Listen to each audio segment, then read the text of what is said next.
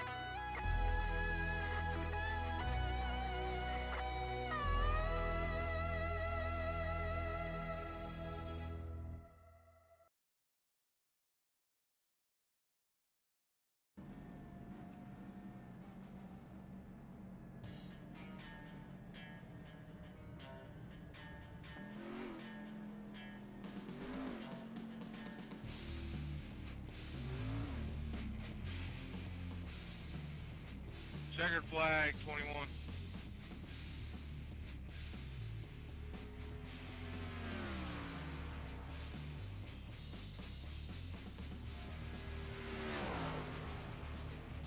Green flag, 22.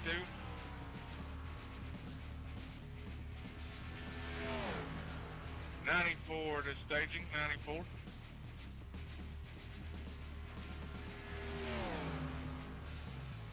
Roll forward to the cones there, Robbie. Everybody make sure you're rolling up to the white line. The cones, put your nose at the cones.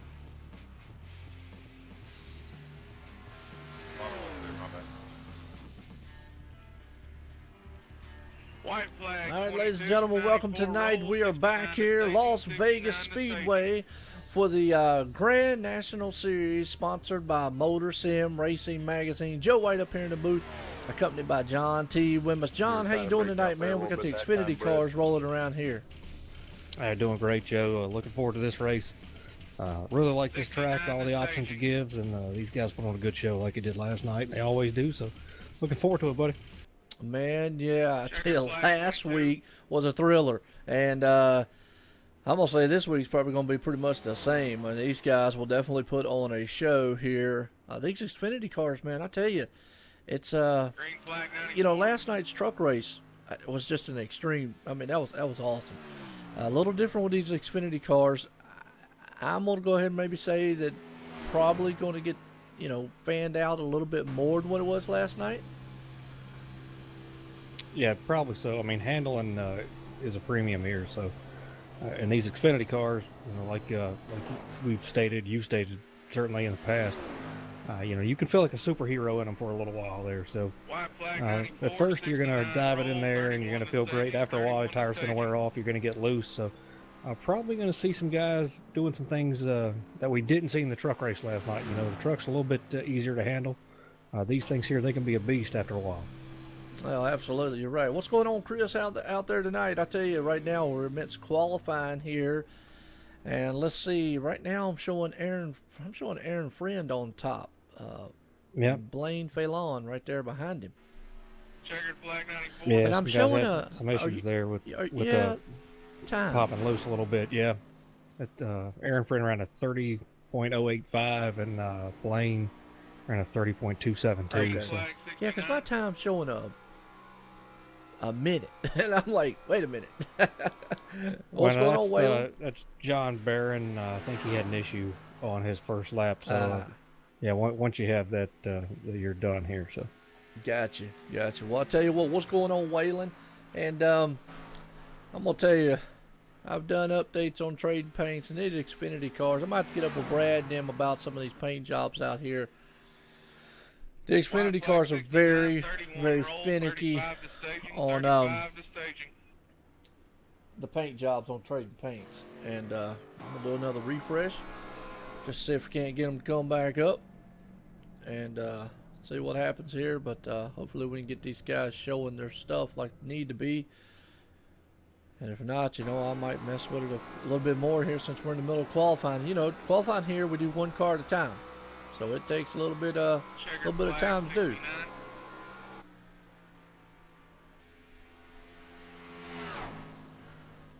Yeah, I was hoping they'd get that issue taken care of. I've seen it on some other networks that are broadcasting Xfinity races. So it's not just here, with you at OSR. It's seeing that and having that issue. It's all across the board from what I've seen so far.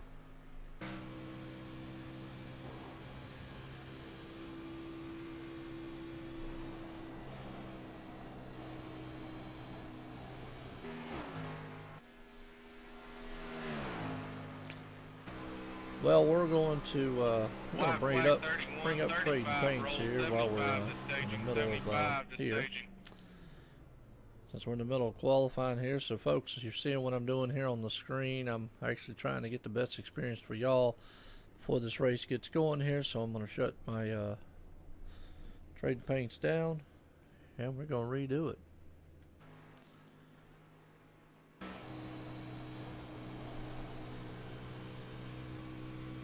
Checkered flag 31.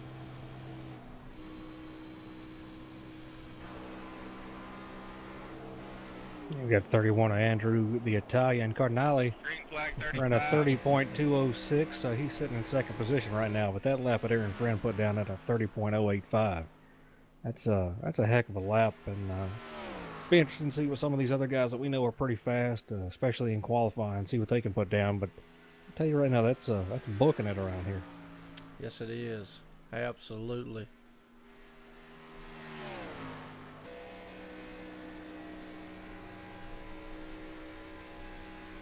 What's going on out there, NASCAR freak? Yeah, like I say, ladies and gentlemen, just right now, I'm there is an known issue with trading paints and iracing of how you save the actual Xfinity cars to get their paints to come up, and that's what I'm trying to work with here. It's a known thing. They've got a thing out there in the forums about it. So I'm just trying to get these things to come right. And yeah. Checkered flag.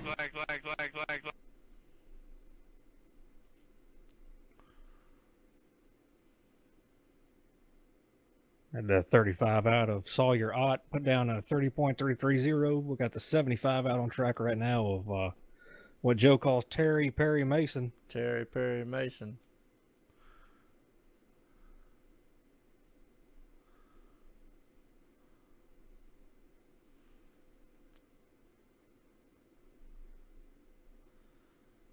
Hopefully this right here will fix the problem. We can get these paints up here basically what I'm doing here is I'm just going back into it. So doing it now since we're in the middle of qualifying instead of later while we're in the middle of the race.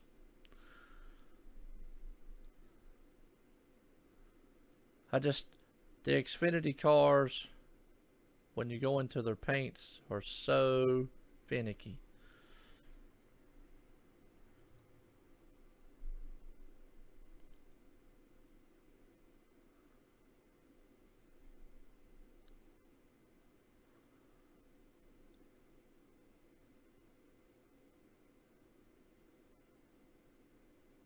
Terry Mason put down a pretty good lap there. 30.215 puts him in third position right now.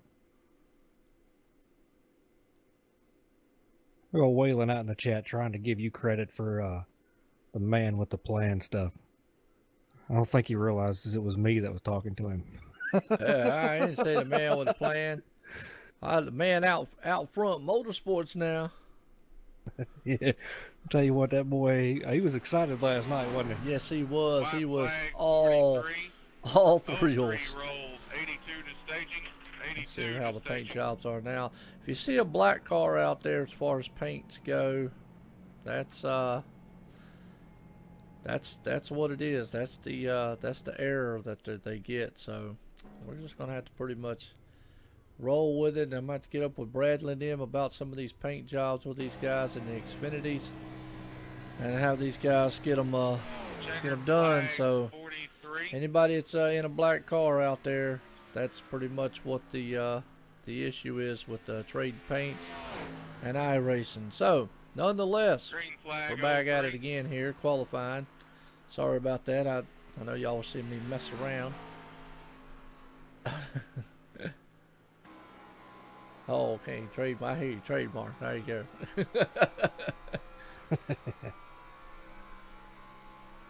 Well, Aaron Friend still hold on to that top spot.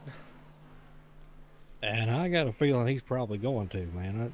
Honestly, that's a heck of a fast lap here. I mean, you go through and look at some of these practice White times. flag, 03, 82 rolled, He's got a 32 little bit of to competition staging, out there. 32 to staging. We'll see what happens. I mean, Blake Neeson practice ran a 30.084, so that's 1,000th of a second faster. Yeah, Dang. I just noticed that. I mean, he's like he's like a tenth or so quicker than anybody out here on 82 this will track. have disallowed qualifying lap, merging before the Absolutely. back So straightaway. that's a heck of a lap to put down. So Whew. Well, folks, like I say, we're here Checker tonight, flag, Las Vegas 03. Speedway, again for the Grand National 32 Series. roll, MotorSim Racing 818 Magazine to staging, sponsors 818 to this one staging. here for the Monday Night Thunder Racing crew here. This is the Xfinity Series, and what you hear in the background right now is Bradley P. Wilson. He is calling each one of these drivers. Now, tonight, we've got 36 drivers, and all 36 will take the field. Last night, they capped it at 32. 40 of them showed up. 8 of them had to go home. And me and John here called them one by one there. But tonight, we got 36 mean, hungry drivers out here and some Xfinity cars that are going to take it around this place. And if it's anything like last night, man, I tell you, John, I don't know. Green That was an flag, 32. awesome race. yeah, it definitely was, and we're going to see the same thing here tonight. These cars get a little wicked with you after a while, but they always in the beginning they try to make up everything they can. Restarts are the place to make up all your spots there. And we'll see some other guys like the Iceman, bide his time a little bit and see what he can do with it and not use it up. So I think some other guys are starting to take White notice flag, of what 32, Eric Teske 818 does roll, and 72 try to do the same to thing staging, because 72 it's a lot to better for you in the staging. long run, and we'll probably see some long runs here tonight, and hopefully some green flag pit stops.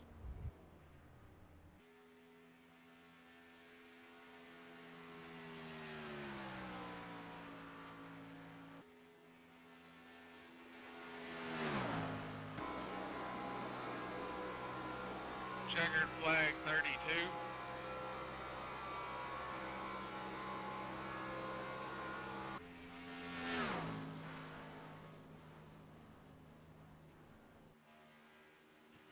Green flag, 818.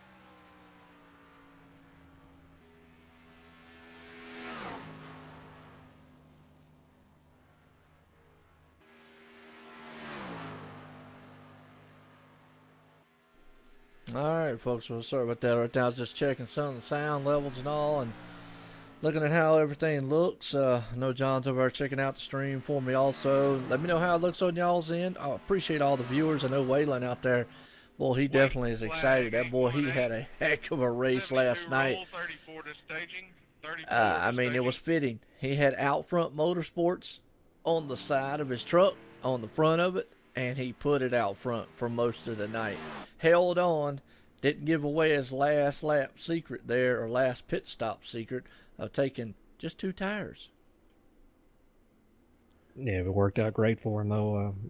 As he told us, in a post-race interview there at the tire wear is not quite as bad, and it's not as bad on these cars either. So we might see the same thing tonight. May give these guys a little bit of an idea of what they can do on a short run. So tire fall off's not bad. Even with the Cup cars here, as wicked as they are, it's worse with those, obviously, with the way that all the power they put down. But even in these cars, your left side tire is going to be okay. So just depends how many laps you got left. But it was a good move on his part to just take those 2 and still be able to hook the bottom and get around there. Well, absolutely. You're right there. Right now, we're seeing old Kenneth Yance out there in that 72 machine. He's got that MotorSim Racing magazine. Boom, we'll see where he comes out here. Showing him 12th. Not bad.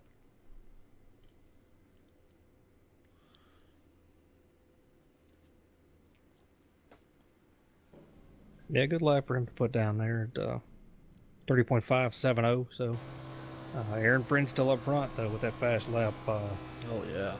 Jeffrey Leonard ran a fast lap. He's at a 30.113, putting him in second.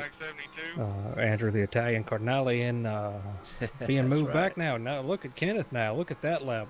Oh, wow. Yeah, I thought he was done, but wow, you're right. Boy, I tell you what, he's got MotorSim Racing on the back, and man, he's got a motor up underneath that machine. He put that thing in third right there. Wow.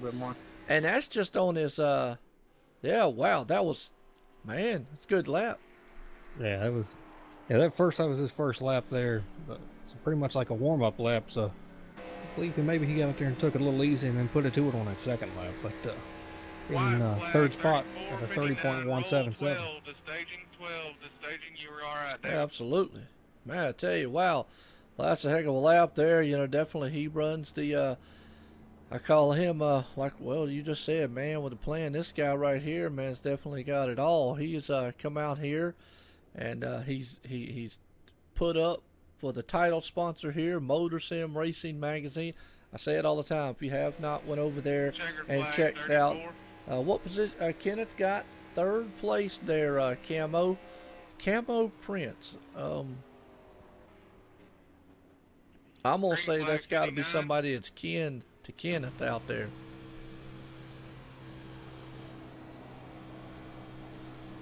You want to take a guess on that John? I don't know. I don't. Significant other, sister, grandmother, I don't know, mom, something like that. I've seen them all. I've actually messed up one before, White flag 59, 12 roll 50 to staging, 50 to staging. I hit every one but the right one. One night I was calling that out like that, and they said, "No, I am the wife." I went, "Oh, okay, my bad." But he is, well, right now in fourth. He was third. Just got knocked down. Actually, we just talked about who's going to do it. Ryan Broderick. Look at that. Good night. Holy cow. Talk about rocket machine. Flag 59. Yeah, that's a significant improvement over his practice time there. Ryan and Aaron both had significant improvements over the practice time. So they found something there and figured they'd take a stab at it and see if it would stick. Absolutely. I haven't really mentioned a lot. What's going on, Adam Little? How you doing out there, man? I tell you what, that's awesome. I haven't talked really a lot about the main regulars that were here last season. There's so many of them, so many names that I'm familiar with. Go down here and look. Obviously, Eric Tesh, he's having a tremendous season in all the areas, this year. But just to name a few guys that are started rough. And when I say started rough, their season hasn't started probably like they really would want it to. But this is a long season, folks. We got until November, so there's a long time to get everything back together. But most notably, David A. Levine. He's one of those guys, man, who's definitely was very consistent, very fast all last season. He's kind of had a rough start this season. Another one out there, DJ Hargrove. That's another one that's had a really kind of a rough season. And Chris Baines also is another one. So those guys who were really, I'm not going to say that they're not top runners because they definitely are.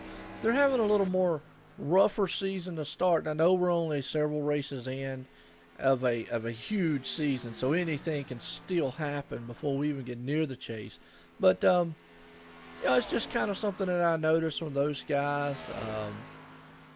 On the flip side, obviously, I look at Eric Tesh. Wow, that guy's just wow. And then Spence Thompson's turning his around. So guys like that, yeah, I'm starting to see. But it's good to see. I just saw David. He's there in the top 10 of qualifying right now. So, John, just to kind of give you a little history on some of them. Andrew Cornelli, he's another one who was a regular last season and has done very well. Looks like his season's starting off good. But just what I've noticed, some of the regulars here, there's a lot of new faces, but some of the regulars here I've seen starting the season kind of rough. Some of them starting it off where they left off last season. Green flag 99. Absolutely, that's going to happen. Let me tell you what, Waylon Lamb just put that car on the pole position for right now with a 29.978. All right, I'm going to say it. He's cheating.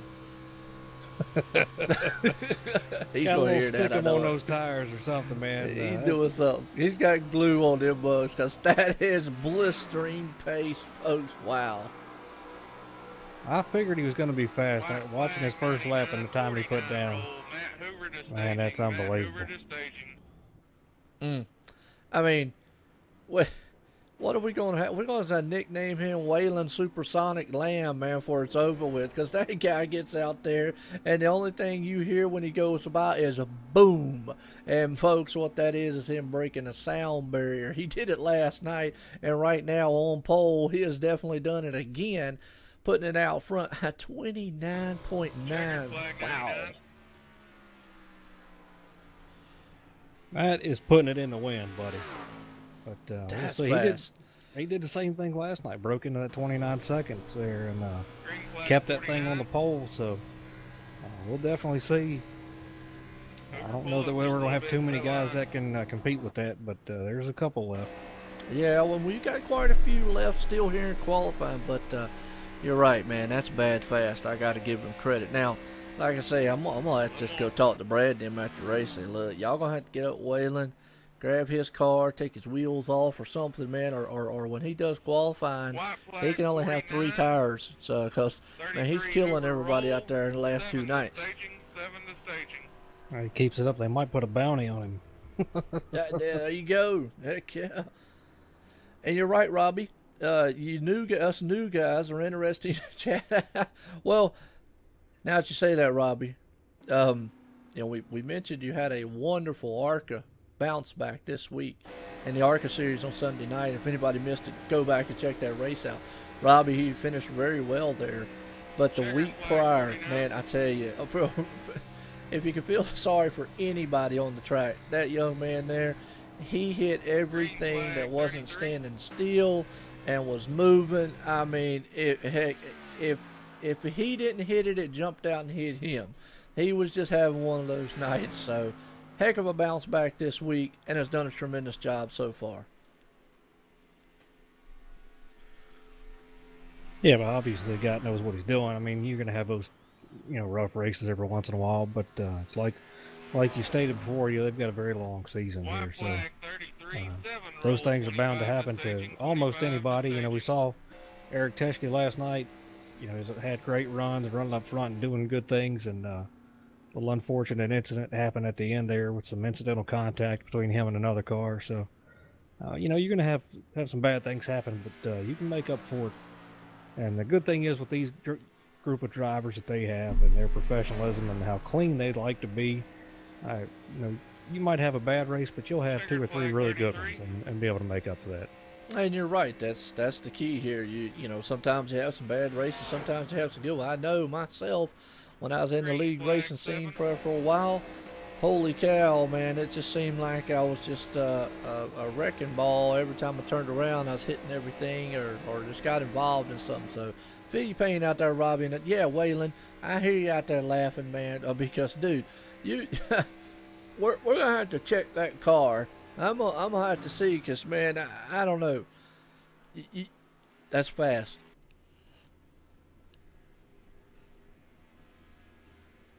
White flag 7. He definitely knows something. I tell you, it's when it comes to qualifying. But you know, he puts in a lot of practice time too. So you know, it pays off if you have the time to do that and get on here and practice a little bit.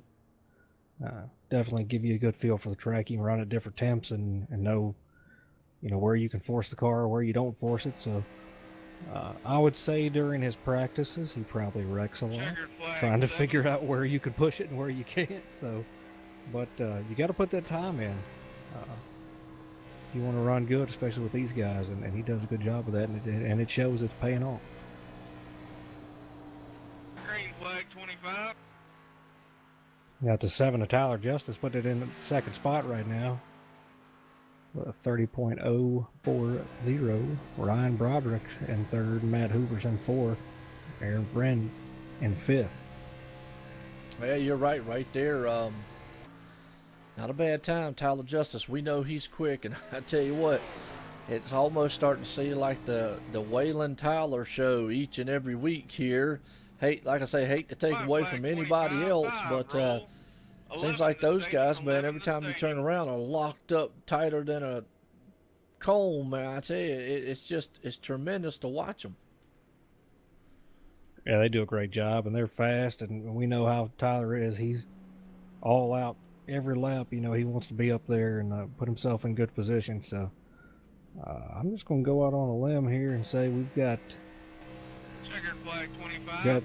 Eric Teschke still to go in qualifying. Blake Neese and Spence Thompson, I think, would be the guys to challenge for that pole position. So we'll see what happens.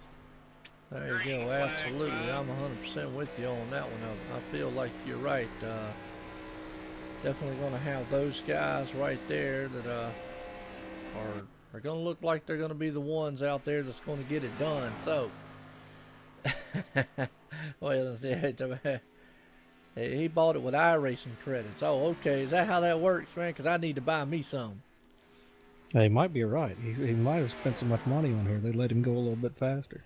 White flag 511. Is that a new iRacing incentive? Spend so much money, they say, hey, well, look, we'll give you a little boost or something. That's the credit, huh? What level you got to get to? Give you a little tire soak there, you know. Yeah. No, man. Well, I tell you right now, Waylon Lamb. I'm gonna like to say, we had to call Waylon Supersonic Lamb up there. We got Tyler Justice right behind him, and that guy, he just got, man. I'm gonna just have to start calling him Mr. Excitement, because every time he gets behind the wheel of that car, there's some excitement. Green flag 11. It definitely is. Whether he's running up front or trying to get there, man, he pushes it. We saw him last night, just got plumb sideways in that truck, but somehow held on to that thing and still, you know, brought it home in second spot last night. So he's definitely all out, man, every lap. Yes, he is. And I tell you right now, you know, Ryan Broderick right there still holding on in that third spot. Now let's see, Aaron Friend still there in the top 5. Jeffrey Leonard 6. William Smith 7. Ken Thion still hanging up there in 8th, and Andrew Kennelly right there in 9th. Craig Lehman turns at the top 10. So not a bad looking. So even if we look here, look at the top right now, the 24 machines who have made a qualifying time, there's still not a second separating. So we're still seeing, John, tonight, again, a very close-knit field. And it's like that.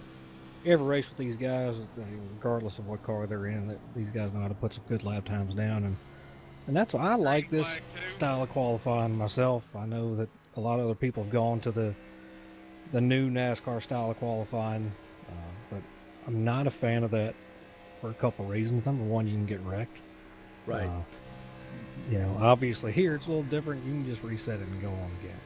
But you know, but the other thing is, you know, if you're at a track where drafting matters, you know, you can get a little bit of an advantage over some other people maybe that missed out on, you know, catching somebody's draft. So at a track like this, it does matter. If you can get two cars hooked up for a little bit, you can make up, you know, a little bit of time. It's not going to be a tremendous amount of time, but at least a tenth or so, get you a little bit faster. So I like this style of qualifying. It all comes down to the driver pushing the limits of the car against that track to see what they can do with it. So, and then it just comes down to if you're up front, are you going to push it like that, or what are you going to do, or what are the guys behind you going to do? So it can make for some very interesting racing. You may have some really fast guys up front, but these guys in the back know I got to get to the front just to try to stay out of trouble. So it creates interesting racing. Yeah, it does. And Adam Little out there, I think I called earlier that he said Kenneth Johnson's his guy. Wanted me to refer to him as MotorSims Mafia leader. I guess that must be something running between them two. So if we get a chance to get to talk to Kenneth here at the end of qualifying, we'll see how that is. But I do know MotorSims Racing Magazine. That man has done a wonderful job with that. And John, I tell you, like I've just helped people go read that first article. He's working on, Article 2 or Issue 2, whichever way you want to say it. Should be coming out here soon, but the first one out there was amazing. And he stepped on board here tonight with these guys. He saw something in them. Bradley and Michael and them and company out here, all the drivers, and has become the title sponsor here for the Grand National Series. And most notably, I guess I got to feel thankful and honored that he said, hey, I want Joe, well, not just Joe, but OSR Network to come and do the broadcast of the Grand National Series. And hey, I'm thankful. I'm speechless, to say the least. I mean, that's just pretty much how it is. And I just don't take credit for what is happening here, or what I got, or what's going on. I give credit back to the leagues, to viewers, and I give credit back to sponsors and all the people that are around me. And Kenneth is a really great guy. I know you mentioned a lot, John, yourself about the sim community and all that. But man, look at these drivers. You hear them out here talking. I mean, just look at them out here in the chat. They're chatting up a Cool Breeze. They love it. They come here each and every week. They're fired up. They're excited. They're putting on great racing. And that's what it's about. Having fun to come out here and enjoying what we're doing. So, yeah, like you said. So, I don't know how he feels about the Mafia Man, but I guess that's what you want to call Kenneth. He is the MotorSims Mafia leader. Green flag 42.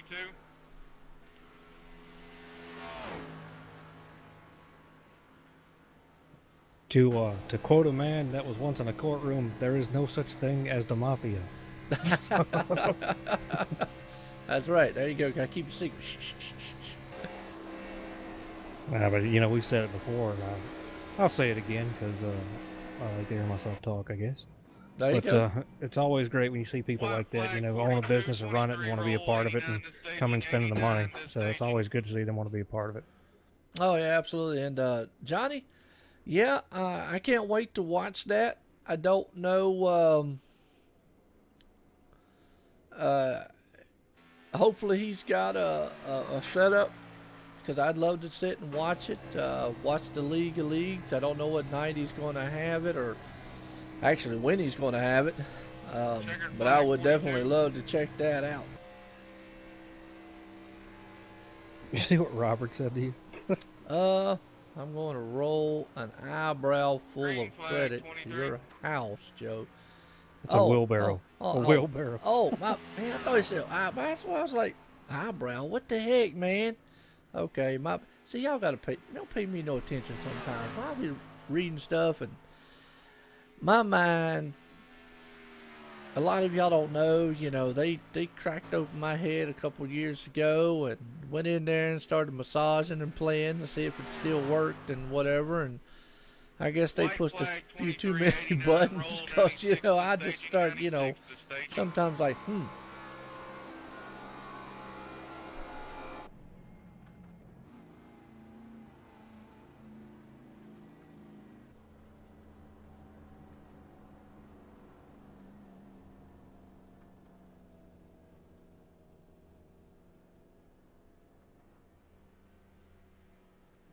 Checkered flag 23.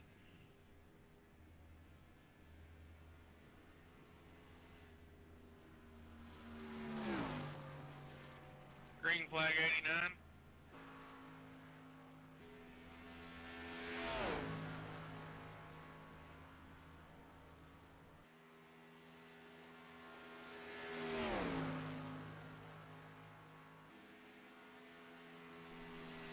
okay, it starts 422.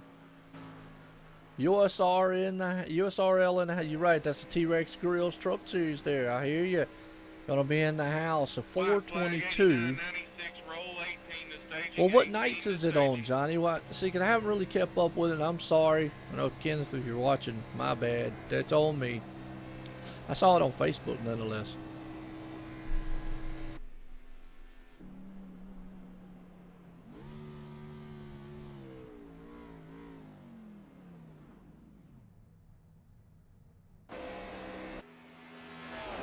Checkered flag 89.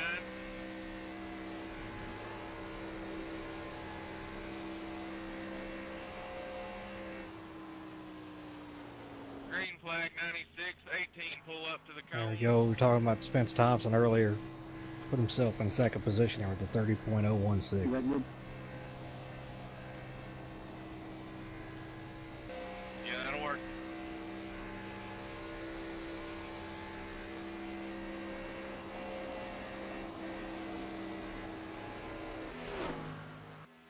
Got Eric Teschke out here on track now. Going to lay down some laps and see what he can do. White flag 96, 18, roll. Yep, there's the man, Iceman from the Neverlands. He's got that zebra car out again tonight. Hooligan.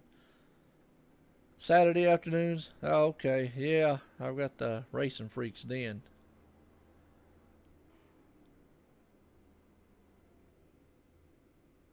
Yeah, no doubt. And when you picked a doozy one to want to come and see, because these guys put on a heck of a show here, Johnny. 96.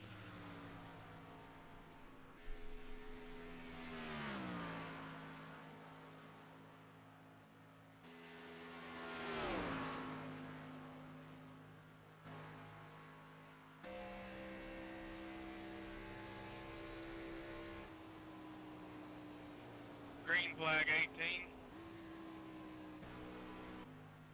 Oh, Eric Teschke put down a 30.059, so it puts him in 7th spot.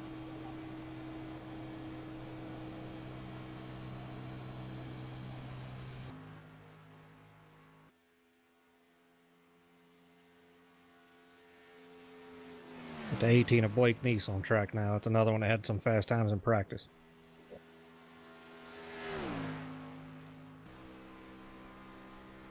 White flag 18. Oh, yeah. Yeah, I see that Waylon Lamb, though, is still the man on point. Wow. Very fast. Very, very, very fast. And, I don't know, John.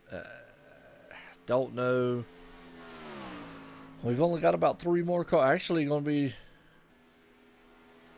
2. I don't know if Bradley Wilson's going to run tonight. Checkered flag 18. But, if he does... Nope, actually he won't. That's right, because Michael Redding runs tonight. Bradley does all the admin tonight. So, Waylon Lamb, congratulations. There's Kyle. Second night in a row, you are the pole sitter. This will also lock you into Well, that's the it. All-Star race. Wow, Waylon in the Lamb Grand pulls it National off. Series. Great lap there, Waylon. Yeah, looks like Blake had a bit of an issue with his qualifying laps there. Waylon Lamb, this is Joe White up in the booth. You got a copy? Yes, sir. I got you loud and clear, Joe.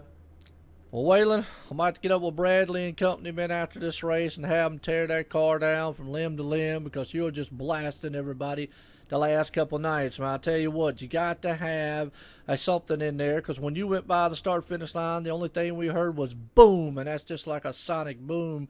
You have laid down an impressive time for qualifying tonight, putting it on pole at Las Vegas Speedway here for the Grand National Series presented by MotorSim Racing Magazine.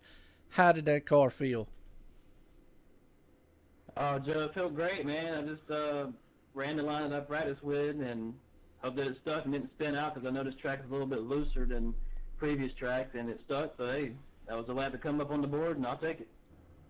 Well, absolutely. And I tell you what, that's a heck of a lap. Congratulations. Hats off to you putting it on pole tonight again.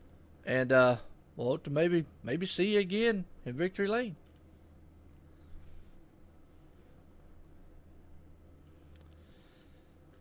Kenneth Yance. It's Joe White in the booth. You got a copy? Chairman Joe White, how you doing tonight, man? I am doing good. You got a spectators, people out here in the chat. You got a guy out here by the name of Adam Little. You know of him? Oh, yeah, man, Adam, we race legends together and some street stocks. I'm trying to get him to come on into NMNTS and run some with us. Well, he told me that I need to refer to you as the MotorSim Mafia leader. So, how does it feel to be bringing that thing home here? And we're going to be coming in right now. You're going to be sitting 15th on the starting grid. So, how'd your car feel? Well, Joe, I'm not really good here at Vegas. I just kind of ride. I mean, I finished 11th in the trucks last night doing that. That's kind of my strategy tonight. I'm proud to be running the 68th Armor Regiment Silver Lions. That's some guys stationed in Eastern Europe right now, but we bring them a little bit of home to them while they're away from their families in their home by them watching us race in the ARCA Series and the Thunder Series and here on Tuesday nights in the Grand National Series. So I'm proud to be running their emblem on the hood tonight, and I hope they get a kick out of it, and I'm just going to try to do the best I can for them tonight. Well, absolutely. Well, congratulations for that right there. And keep, man, out there doing what you're doing. It's awesome to see that paint job for those guys. And as always, we thank everybody for the service there. So, gentlemen, as we get ready here to set the Go Green flag racing tonight at Las Vegas Speedway, I'm Joe White up here in the booth with John T. Wimmis. I'll tell you what, anybody out there, y'all need to hook on to the back end of that one number Out Front Motorsports Waylon Lamb there and run him down and see what you got for him. Gentlemen, bring the fenders home. I'll see you at the end of this one and have fun. Well, there you go, John. I tell you, it is going to be exciting and electric at the same time. Yeah, I expect to see some guys here really pushing the limits here at the beginning. Like we say, restarts is where you can make it all up at. So some guys are going to want to get up front fast, and others are going to want to take their time. But we should see some real good racing tonight. Absolutely, and I tell you, it's I forgot what he said when they were going to go to green flag.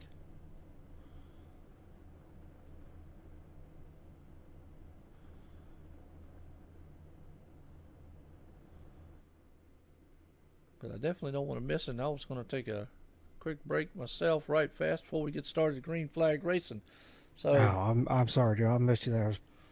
My little Tim, I thought he was going to bed, so I was talking to him for a second. Oh, that's fine. I understand. Got my.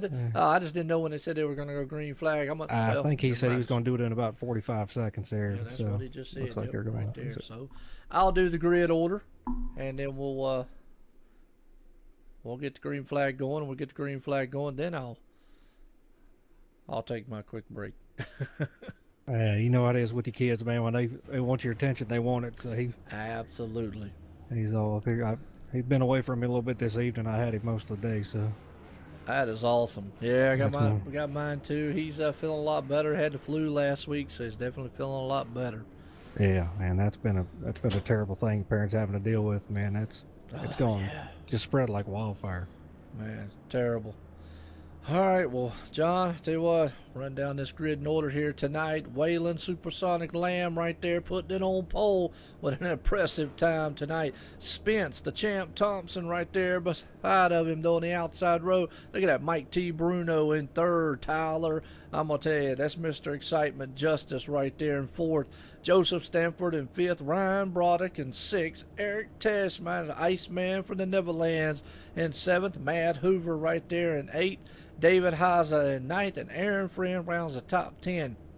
As we go through these awesome looking cars and awesome looking drivers out here, John, tonight, and looking through this field, any one of these guys at any time can pull it off at any given time because they all got good speed. And we looked at those times, they were very close throughout the whole entire field.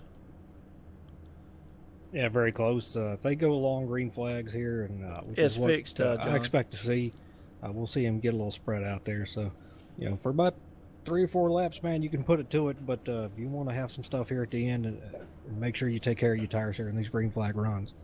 Well, absolutely. And your umps are right as we just went through there. So that's your grid in order there, folks. I tell you, right now, that old Waylon Lamb, he's about ready to take these guys and send these machines a-flying. I tell you, it's going to be, I'm getting pumped up for it, to see what these guys can do here.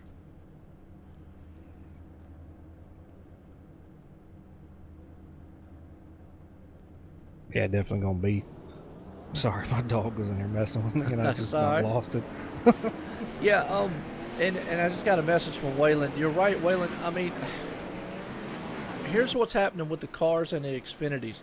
And any of the guys out there to go back and watch this, when you save your car in a Photoshop or GIMP or whatever, save it, especially the Xfinity, save it. There's supposed to be a thing that you can save it like a 24-bit or something like that.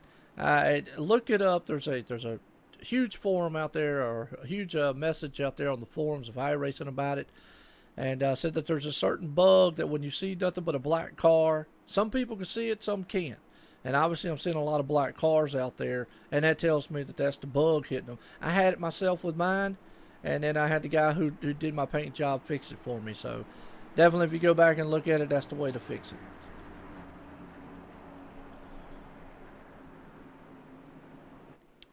As I tell you what, John, right here is that pace car's coming in to turn number 4. It's going to take that hard left turn off on pit road, send these machines flying into turn number 1. I tell you, I am about to get excited and get pumped up here to see what these guys actually can do here, as we got 150 laps and 36 hungry drivers out here tonight.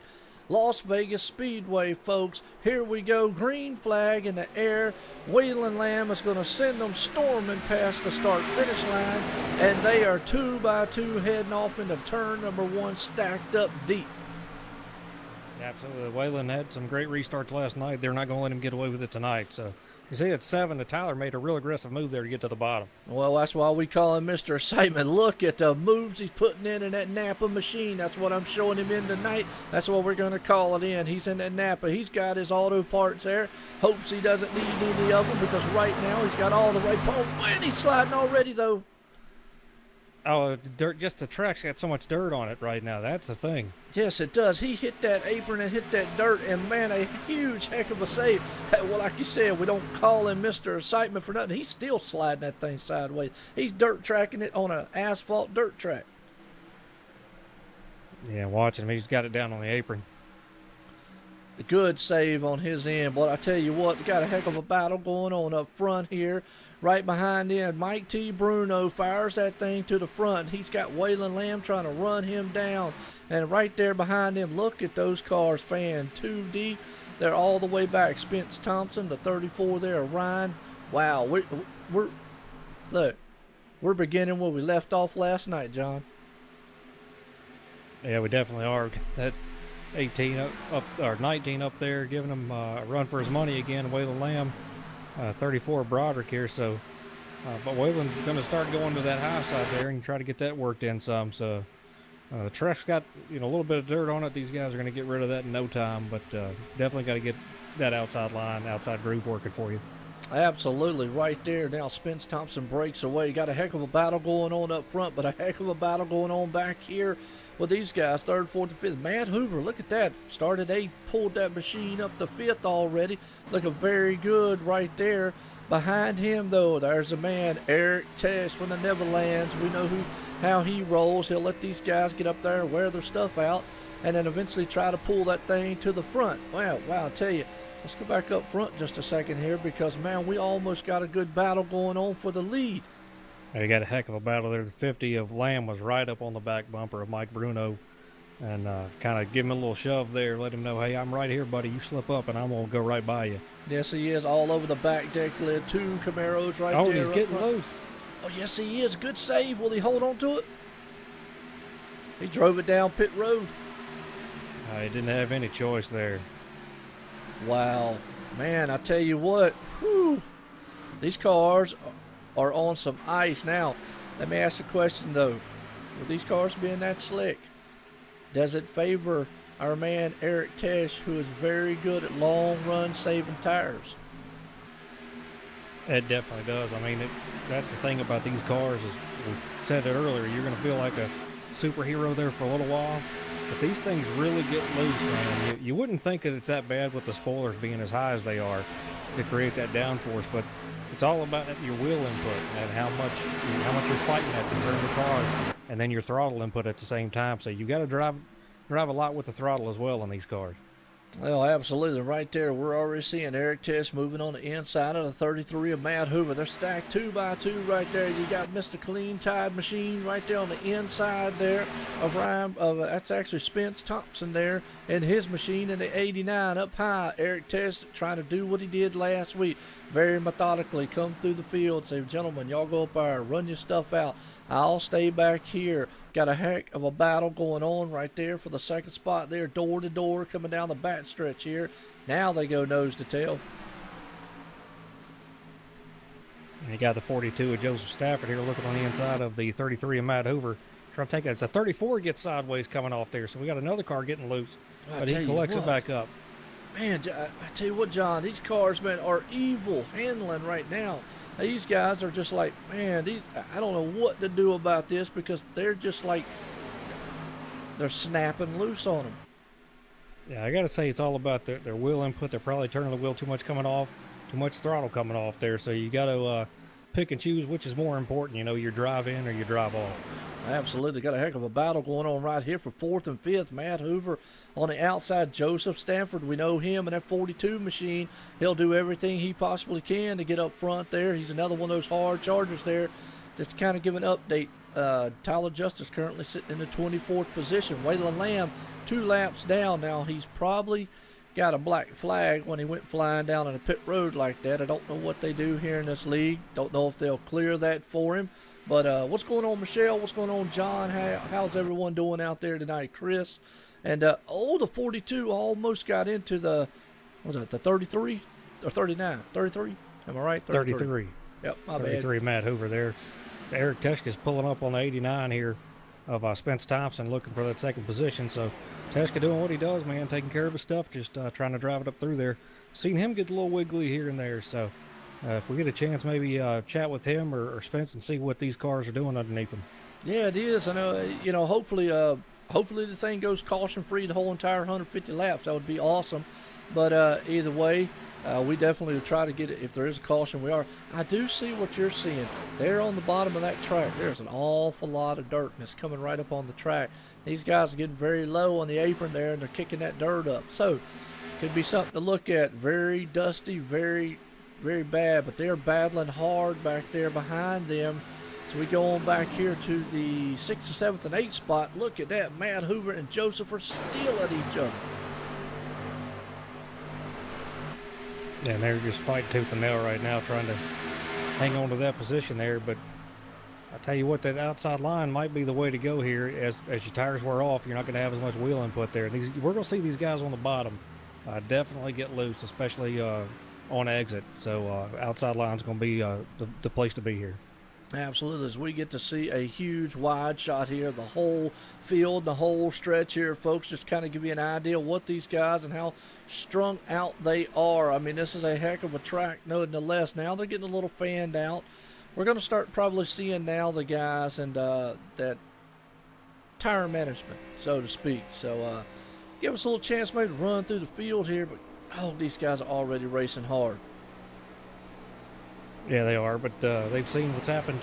We've had, what was it, about 3 or 4 cars here get loose. So now you get a little timid there. You want to back down a little bit because you don't want to be the next one. So they've heard the race chatter of some of these guys and what their issues have been. So definitely got to take care of their stuff. Well, you just said that, and I was watching the 82 right there in the 17th spot. Chris Bain, he came off the turn, and he was, we hate to coin that phrase again, but he was dirt tracking it coming out of there. These cars are wicked loose right now for some reason. It's going to be interesting to see a driver's perspective. They're coming off these turns, and it's almost like that rear end just wants to meet them in the front. They come off of them very sideways. They definitely do, and look who's up front now as we come to lap 16 in this race. Oh, man. The Iceman from the Netherlands, Eric Teschka, doing what he does. Yep. Mike Bruno there, the 19th, running in second, trying to stay there, but got the 89 of Spence Thompson up there on that high side. And Thompson definitely running high, almost up there in that third groove there. But, man, Yep. Look at the drive he gets off there. Man, I tell you what, John, you're right. You called it right there. We hate to sit here and talk about it over and over and over again, but it amazes us every time, that 96. So, with that said, I'm going to take it again back here to the back because it looks like 96 doing what he does. Long green flag taking off because we've got a heck of a battle going on back here for 6th, 7th spot. Joseph Stanford right there. He's battling alongside of, who's that, the 23? 23, Jason Burgess down on the inside, but Stafford's going to have the preferred line there and just drive off. Yeah, he is. And that looked very good pass on his end. So let's go a little further back. Matt Hoover makes a good pass there for the 7th spot. And just kind of go through this field because it looks like, they'll pass a car here and there, fan out. So let's see what's going on back maybe a little bit further. Look at the 7, Tyler Justice here going underneath the 12, taking that 12th spot away from Corey Walters. And he's starting to just come back up through the field after his time getting loose there. Yeah, it was. You talking about, we call him Mr. Excitement. There you go. And, man, got a car on the wall back there again.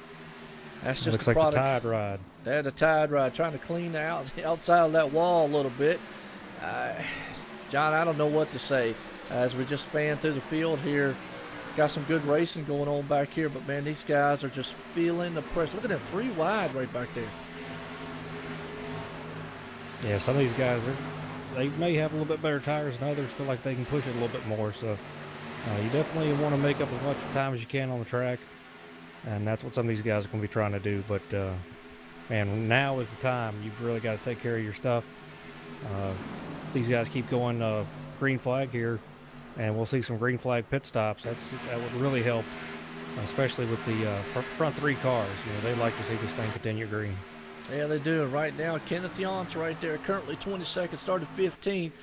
Trying to get a feel for this thing and that Camry machine that he's got there. MotorSim Racing Magazine on the backside. He's got the 7 silver lines right there on it. I think he said, what was it, 66? I forgot what the number he said that was. He was representing out there. He said something, it was one of the regiments he was doing. But, boy, he's wicked loose. You see that front end just snapped just a little bit on him. Yeah, it definitely was right there. And went back to look at it because I must have missed the part where he said that there. But yeah, I have to get a good look at that. I can't where I'm at see the number. I see the silver lines, and I know that's there some regiment that he was displaying today. Nonetheless, I do see his MotorSim Racing Magazine on the back there. Obviously, tonight we're here at Las Vegas Speedway, where the Grand National Series, which is presented by the MotorSim Racing Magazine. And that's the man right there, Kenneth Yance, brings all the action to you and all those great articles and whatnot. Currently right now, he is fighting an eel handling car, as is everyone out here. So, but hats off, lap 22, nobody slammed the outside wall or caution's not out yet. So as soon as I say that, nonetheless, that's what will happen. But I don't know. It's been exciting so far. Yeah, it definitely has. We've seen some guys, fight some mill cars, as you said. Seeing the 89 of Spence Thompson, though, trying to stay up front with the 96 of Teska. And doing a great job right now. He's about two car lengths behind, so still running up there with him. Maybe learning something from him, but Spence is a good driver in his own right, so knows how to take care of his equipment as well. So just sitting there right now knowing we got a long way to go. Absolutely. Your man out front still Eric Tesh. I'm back here looking at DJ Hargrove on 25th. Now, just notice out in the chat right there, John, that old Kyle out there, and I still don't know how to pronounce it. We got to get him a team speak, so I can figure out how to say his last name. But he said that he said this race is in an afternoon. So as compared to last night's race was late afternoon. They don't have nighttime here on this track, so it's either morning, afternoon, or late afternoon. So that will basically they're fighting a hotter condition out here at a lot slicker track. Yeah, definitely plays a big factor. I think the track temp last night was 74, 75 degrees, and it's 94 right now with these cars. Yeah. So you're definitely going to be sliding around some on these cars. But I'll tell you what, I'm going to give a shot. Pokrevsky or Pokrevsky? Povkrevsky or Povkrevsky? Yeah, he says it's a fun one. Oh, well, we appreciate that. So the way I said it last night was right then. I was right. Because, well, John, I was about to say, Kyle Poker, and just be done with it, and let's just take that R and flip it, R and E and just flip it, and we'll just say Kyle Poker, and we'll be all right. There you go. I don't know if you'd like that too, but Hey, I like trying to get people's names right. It is a fun one. I enjoy that. So. Well, I mean, and I do too. I try. My southern accent gets in my way. Oh, we got a car around the 82. It's the wall hard, but I try, and I really do for these guys out here. And it's good that these leagues, man, they work with me, because I tell them, I said, look, guys, my southern accent's just gonna get in the way. I'm an old guy. And, well, we're going to replay there. We're going to go back on a replay. The 82 slammed the wall hard. No caution. We're going to go back here and kind of see what happened. Oh, he got loose. Yeah, everybody's getting loose, man. I tell you what, I'm watching Eric Teska, and that rear end was coming around on him. Oh, man, I don't know if you saw that hit there, John, by the 82. I tell you what, he came, looks like no brakes, and just full slammed that wall. Very, very hard. Well, let's go back up here to the leader, as he's got that 89 machine breathing down his neck, and that 89 would be Spence Thompson right there.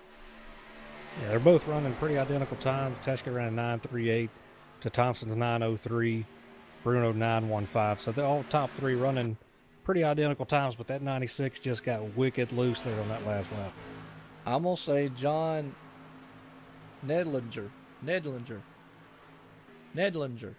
See, I don't know. I have to hear it several times, and I'll eventually catch. It's like we got the guy on the T-Rex Grills, John. His name Needlinger. Needlinger, okay. Well, we got the guy on the T-Rex Grills. Took me the longest time to get his last name. I kept putting a word in there, and I kept pronouncing it all wrong. But Furshin is his name, and I kept saying Furshin, but it's Furshin. And John Furshin Jr. And I finally got that right after hearing it so many times. So yeah, I'm like I say, I thank the drivers for being patient with me, because I try, and I eventually try to get it. And it's just something I work on with them, and that's just a patient thing. I really appreciate the drivers. They work with me, because I want to definitely get this thing. The E is silent. Nedlinger. I have to hear him say it. That's all. I'm gonna have to hear him say We'll it. practice this after the race. Yeah, there you go. After the race. Yeah. Oh, the 96 just got wicked loose coming off of 2 there, and almost tapped a wall with the right rear. Well, we don't see that very often with as calm, cool as he is with that car, but nonetheless, it doesn't matter sometimes how calm and cool you are. If you can handle, if the car's just so wicked loose, it is just going to be loose on you. No, there's nothing you can do. Now, Spence Thompson back there being very patient. I'm going to tell you, we're on a long green flag run. And look at Spence, man, coming off there. I don't know what to say. Interesting. And Eric Tushka is the only driver right now in the top 12 cars, still running in the 31-second bracket. So it's a 31.953. Everybody else is running 32 ones, 32 twos, and so forth. Yep. Yeah, they have slowed down a lot. Eric is running 32 O's. Spence is running a 32-1. Now, Mike is actually running a 32-0 also. He's running him down just a little bit, but everybody else, 30. I mean, you know, it is kind of surprising here, though, a little bit, John. That if you look at these times, they are very close with each other. So, way off the pace of what qualifying was. And I tell you what, look at Spence Thompson come out of that turn. Woo, man. Not a full fuel load. Going to be about time for some four fresh Mr. Feelgoods here. Oh, man, yeah, these guys are probably screaming at their crew right now. Guys, look, now, we said this at the beginning of the race. This is pretty much how this track and how these cars are going to act. Not maybe this loose, because we didn't know it, but what we're seeing now, the field getting spread out, 36 drivers here. A lot of that has to do with, that's basically how the car is. Yeah, absolutely, and all based on how you run it. You know, we saw Teshka there in the back, not in the back, but the 7th spot, and kind of took his time for about 5-6 laps and let the car come to him. And he's still putting down faster lap times than anybody else, so he's taking care of it real well. But Jason Burgess is another one putting down some good lap times, close to what the leader's doing. Running in 4th position here, putting down 32.1. He's about the only one doing it, though. So Tyler Justice putting down 32.007. So Tyler's pushing it, bud. Yeah, he is, and I just wonder how long he can push it. As we're seeing him come into the picture back here, as I'm watching there with Andrew Canelli and Jeffrey Leonard, and I'm watching that number 7 come up underneath the machine back there, the 32, and Tyler had to back off just a little bit. That's another thing we talk about. Where does it become a one-groove track? Everybody's moving up the track here to the middle high side. And if you want to give an idea of what new tires look like as opposed to their olds, watch this 82 machine that's about to go blowing by all these cars. He's the one that hit the wall very hard, so he's got new tires. And look at him. Boom. Oh, and the 32's in the wall. Yeah, he got up high in that loose stuff up there. As we saw on the 82 there, just trying to come around, and everybody's trying to work with him and let him go. It's just a little incident there. You get a little too high and get up in that marble and dirt. You can see it up there. It looks kind of tan. So that's where some dirt and rubber's at. You don't want to be up there. Well, to give you another idea of new tires versus what these guys out there on the old ones are feeling, Chris Baines in that 82 ran a 31.3. Like we just said, 32.1 is the time for the leaders and whatnot up front. So he is almost, a pure half-second faster, if not more, than the leader on new tires. So that's how much tires are at a premium here. So that comes down to the point of later on in the race, would you dare try to take 2 tires for track position, or would you rather have those 4 tires? You absolutely have to go with 4 this early on in the race. We've seen some green flag laps here. I mean, we haven't had a caution yet, so you pretty much have to expect it. You know, we're going to continue to go that route. So I've got Tyler back here in the 7, man, just trying to go to town here, but can't do it. Can't get any grip on that bottom, unfortunately. So falling behind the 31 of Andrew Cornally. But now he is fighting on the inside here, and Cornally may have backed off a little bit and just let him go, but fighting back on the outside. Yeah, he is right here. We've got a good battle going on back here, 12th, 13th, 14th. Craig Lehman there, David Haza, Terry Perry Mason right there, Dante Curtis. And, like I was mentioning earlier here, John, a lot of these guys, newer guys here and whatnot, hey, don't forget about your guys out there in the chat. And I think somebody asked me about the full fuel load. I know they don't run full fuel, but Kyle probably knows what fuel load they run. So, Kyle, let me know. I should know that. I know. Beat the announcer up later. I should know that. That 32 of Jeffrey Leonard trying to come inside here. The 31 of Cornelli, whose lap times have slowed down pretty dramatically here. So 31 doing what he does. He's up there on the outside line trying to take that exit away. So not causing any issues for guys trying to pass him, but definitely trying to take the exit away from him just to keep his spot. Well, absolutely. And right now, I tell you what, here we go. This is what it's all about. These guys, man, are putting on a tremendous, tremendous show nonetheless out here tonight, and loving every minute of it. I mean, we're here at Las Vegas Speedway for the Grand National Series presented by MotorSim Racing Magazine, folks. As I just scroll through the field here, we're on a long green flag run. And, the guys has got to be grinning. It's got to be Bradley Wilson and company. They loved last week's race. They got to be loving it so far here. Now, as I say that, we know intensity is going to rise as this race goes on. Yeah, definitely will, and especially these guys get some tires underneath them, get a little bit more of their confidence back and push it a little bit. But we're coming to lap 44 with Eric Teschka still up front. I believe we're going to start seeing some green flag pit stops here. Well, we are in the back there. You're seeing Derek Robinson, Mike T. Bruno, Waylon Lamb, and company back there, John Barron and all. I think they've come down and whatnot. But, well, this said here, folks, I'll tell you what. We'll put it up here on the leader, John. I'm going to step away here for a minute. I'm going to take a quick break here. Let this action keep going. John, keep up here and tell them what's going on. I got you on Eric Tesh up front. Nonetheless here, I'll be right back here because we're on a heck of a green flag run here, and all the viewers out there need to enjoy it. John, just give me just a minute. I'll be right back. 10-4. I don't believe we're going to see any caution, so we'll probably be good to go. Still got green flags here. 96 still up front of Eric Teschka here, putting some laps down, so we should be seeing him come in pretty soon. Got the 89 of Spence Thompson behind him. Joseph Stafford in third. Expect to see these guys on pit road pretty soon here in the next few laps as everybody else is coming in. You can't let those guys take tires and everything right now and start catching up with you too much, but expect to see them coming in here in the next couple laps.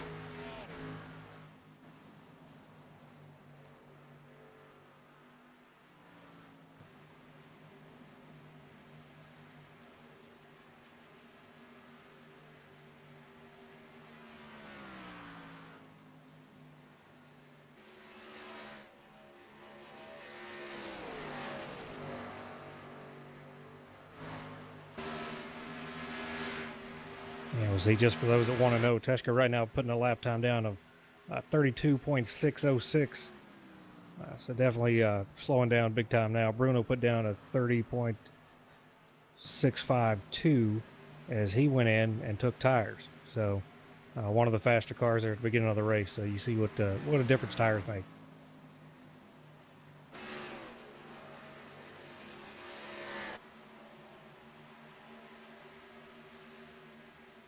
Interesting strategy, though, for the 96, I think, here to be staying out like he is.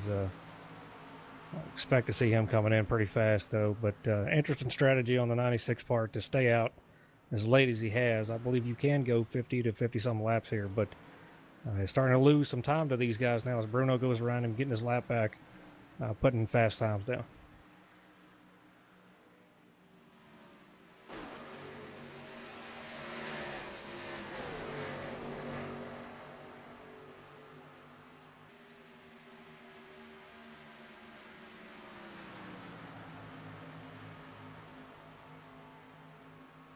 All right, John. Well, I'll tell you what, I appreciate that. I'm back here, folks. And like I said, just had to step away and heard what you're saying about there on Eric. Staying out there so long. Him and Spence looks like they're staying out there. So what do you, we got a car blowing up too, though. Yeah, it's a 49. Well, let's go on the 49 and see what that's. Michael Redding, race director. Smoking bad. He's tore up. Let's go back on the replay and see what happened to him. But what I was about to say was, what do you think there is to gain here? Ooh, well, he hit the wall looks hard. Like he just got loose or may have had some sort of issue. All right, yeah, we're watching a replay here. You're right. Well, he slammed the inside wall. Got loose.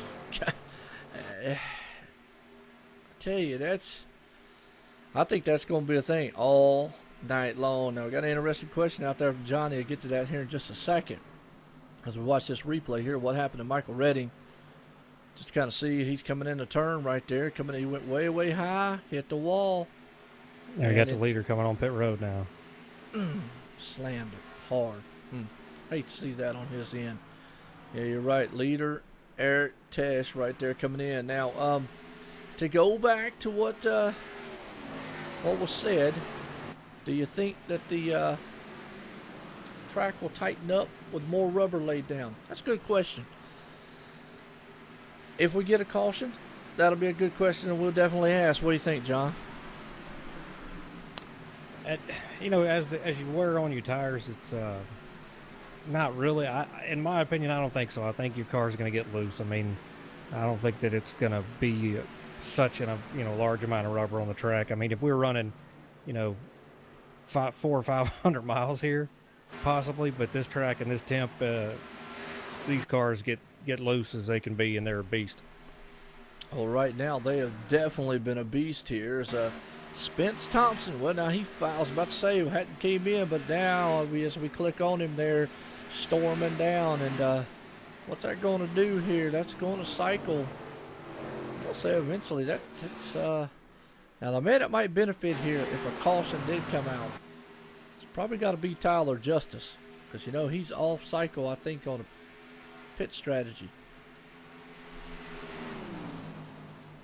Yeah, he definitely is here. So he's kind of behind the 8 ball a little bit, but we still got a long way to go. He can make up some time here, but running up right now, I'm showing him in 14th position here. So yes, he is, and right now looking very good as he's getting it done. Nonetheless, as I like to say, and I tell you, it's been a tremendous race so far, folks.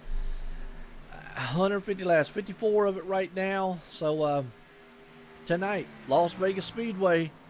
We're here for the Grand National Series presented by MotorSim Racing Magazine. And on that note, I tell you what, let's go non-stop here and bring up an ad for the MotorSim. And we'll be right back here in just a second.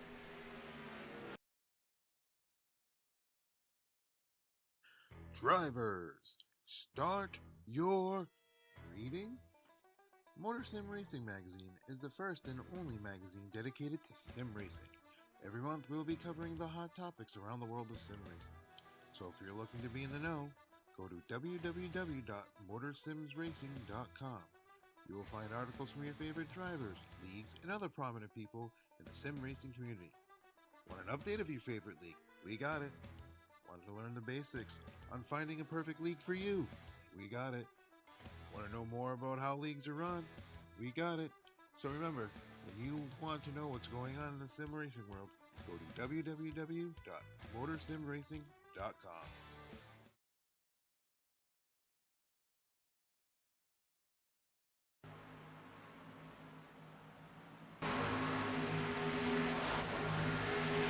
All right, we're back here live again here, folks. So we just had to play right there, MotorSim Racing Magazine.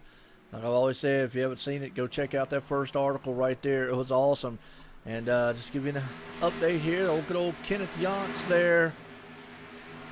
Currently sitting 26th spot right now. He is lapped down, unfortunately. And that's probably due to the fact he's probably had to do the he stayed out and went in the pits. Okay, yep, that's what I was thinking. Hey, what's going on, Dre Broadcast? How you doing out there? That's actually Dave, good old Dave Ivory out there, man. Super Dave. Super Dave. John said Super Dave. How'd your race go over there?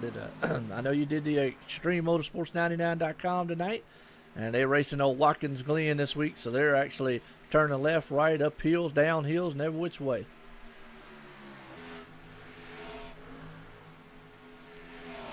Well, I'll tell you what, right now, Mike T. Bruno's out there in that number 19 machine. Now, he's not in his little RC car tonight. Last night he was in the RC truck flying around, looking very good. Now he's in the Nationwide, and hopefully he doesn't need any insurance by the time he's done here.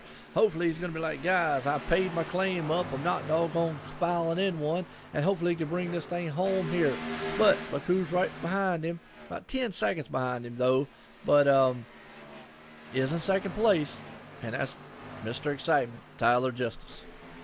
Yeah, absolutely. I'll tell you what, some of these guys have really, really stretched it out here for this first pit stop, and that I'm trying to figure out why they would wait so long, and I don't quite understand why they'd wait so long. I mean, to me, yeah, you know, when the Teshka came into pit, to me that was about the time, and even then I thought he may have waited too long. But you know, maybe these guys are thinking they need to push it to have 2 long runs here, and then focus on a short run. Well, right now, Eric Tess, right now sitting in 4th. He is 16.3 seconds behind the leader, Mike T. Bruno, which only puts him about 6 seconds behind Tyler Justice in 6th. He's about a couple seconds behind Jason Burgess. He's going to run those guys down very quick. His last lap time was a 31.060.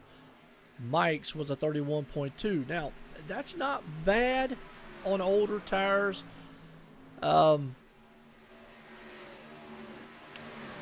We know how Eric likes to run. We know how he likes to save his stuff. At this point, he knows he has better tires in the long run.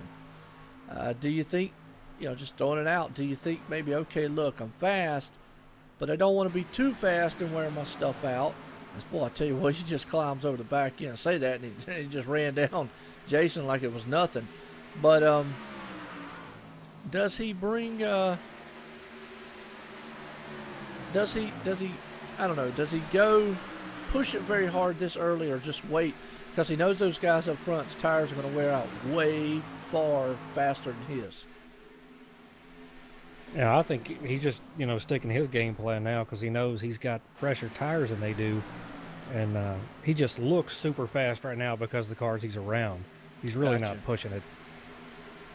Okay, well, right there, you're right. He is definitely looking very good. He's about 15.2 seconds back. He is clicking them off. He's running a 30.9. The leader's running 31.5s. And Tyler right there is running 30.3. So Tyler's a little faster than the leader as he's running him down. The problem is the man behind him, Eric Tess right there, Iceman from the Neverlands is what we call him. He's running him down. Now he's going through traffic a little bit, so that's something he's got to contest with. Yeah, definitely been a little bit of an issue for him. Held him up just a tad bit there, but definitely faster in the front 2 cars. But you know, he wants to play catch up and get up there with them a little bit, but also you don't want to burn your stuff up, and he knows that. So look for him to at least catch up to him there and put himself in position. Absolutely. Right here, good shot here to show the whole scenery here of this track and what those guys look like as they're storming down the back stretch right there. Now, Eric Tess has been very patient getting around these lap cars because he knows, hey, look, I don't want to scratch my fenders or anything, so I'm going to take my time. I know I got good tires. I'm not in a very hurry. That's another thing. Watch him, how smooth he is. He takes the whole entire lap to get around that car. Doesn't push it, doesn't try, and then finally just makes the move and goes. Yeah, he's a very patient driver, and we've seen that, you know, throughout all the races that he's been in. One of probably the most patient driver I've ever seen, even in real life, in my time in racing. So it's a pretty extraordinary thing to have that type of discipline and know, you know, you want to be up front, you want to run as fast as possible, but also realize that you've got to take care of your stuff here and be careful with the guys around you, especially at this track. As we've seen, if you spin here, you get loose, you're going to spin and stay in that groove and be in everybody's way and take some cars with you. Well, I'll tell you, man, you can just see back here. Watch Spence Thompson around those the lap cars there. He's on good tires, and they on a little bit older tires, and look what he can do with that car as opposed to what they can't. As he's pulling right up on the back deck lid and actually just going to go around the 23. That's just good tires versus old tires, folks. I mean, that's what it is. That's what you need right there. That's what you're looking for, is those tires are premium. That's all you can say. Yeah, I mean, he's running 31.6s compared to Jason Burgess 32.366. Yep, absolutely. And right now, Spence Thompson moved it up into 4th place. We call him the champ here. He is the defending Truck Series champion here at the Monday Night Thunder Series. And tonight we're at 22. We almost didn't see him there for a second. Yeah, that could have been real disastrous right there, because that running somebody down on the bottom like that and you get loose and you have a wreck right there on that front stretch, and you're definitely going to take some people with you. Yes, it is, right? And especially as wicked loose as these cars are tonight. Yeah, I'm surprised. My hat's off. I definitely have got to give every one of these drivers a 9 thumbs up, so to speak, and we had them because 69 laps of green flag running, as wicked loose as these things have been the whole entire race. And if anybody don't know what I'm talking about, go back to the beginning and you'll see, because a lot of these guys were out there, looked like they were ice skating with 4 wheels out there. Man, I think they learned a little bit, going through the early stages of the race. Everybody pitted and put some tires on it, and then they said, all right, I'm not going to push it as hard this time, because we haven't seen the lap times with the new tires here as we saw at the beginning of the race. I know we haven't. It looks like they understand that if this thing goes long green flag run, that those tires might become a premium here, as you're going to need them on the end there. So we're watching a good little 4-car battle right here. I know we got a couple lap down in there, but on the left, Aaron Friend. He's in amongst right there with Kenneth Yantz and company. They're all right there stacked up a little bit as I'm just kind of going through this field here a little bit. We're strung out some, and that's a product of this car, a product of the track. And look at that 32. Woo, he got high and almost collected that wall. I think he might have touched it a little bit. And that's going to start happening here. These tires are getting worn. It doesn't take long, just depending on how you run it there. But 96 throwing it in, he got a little bit loose there. So, if he's getting loose, everybody else is fighting the same thing.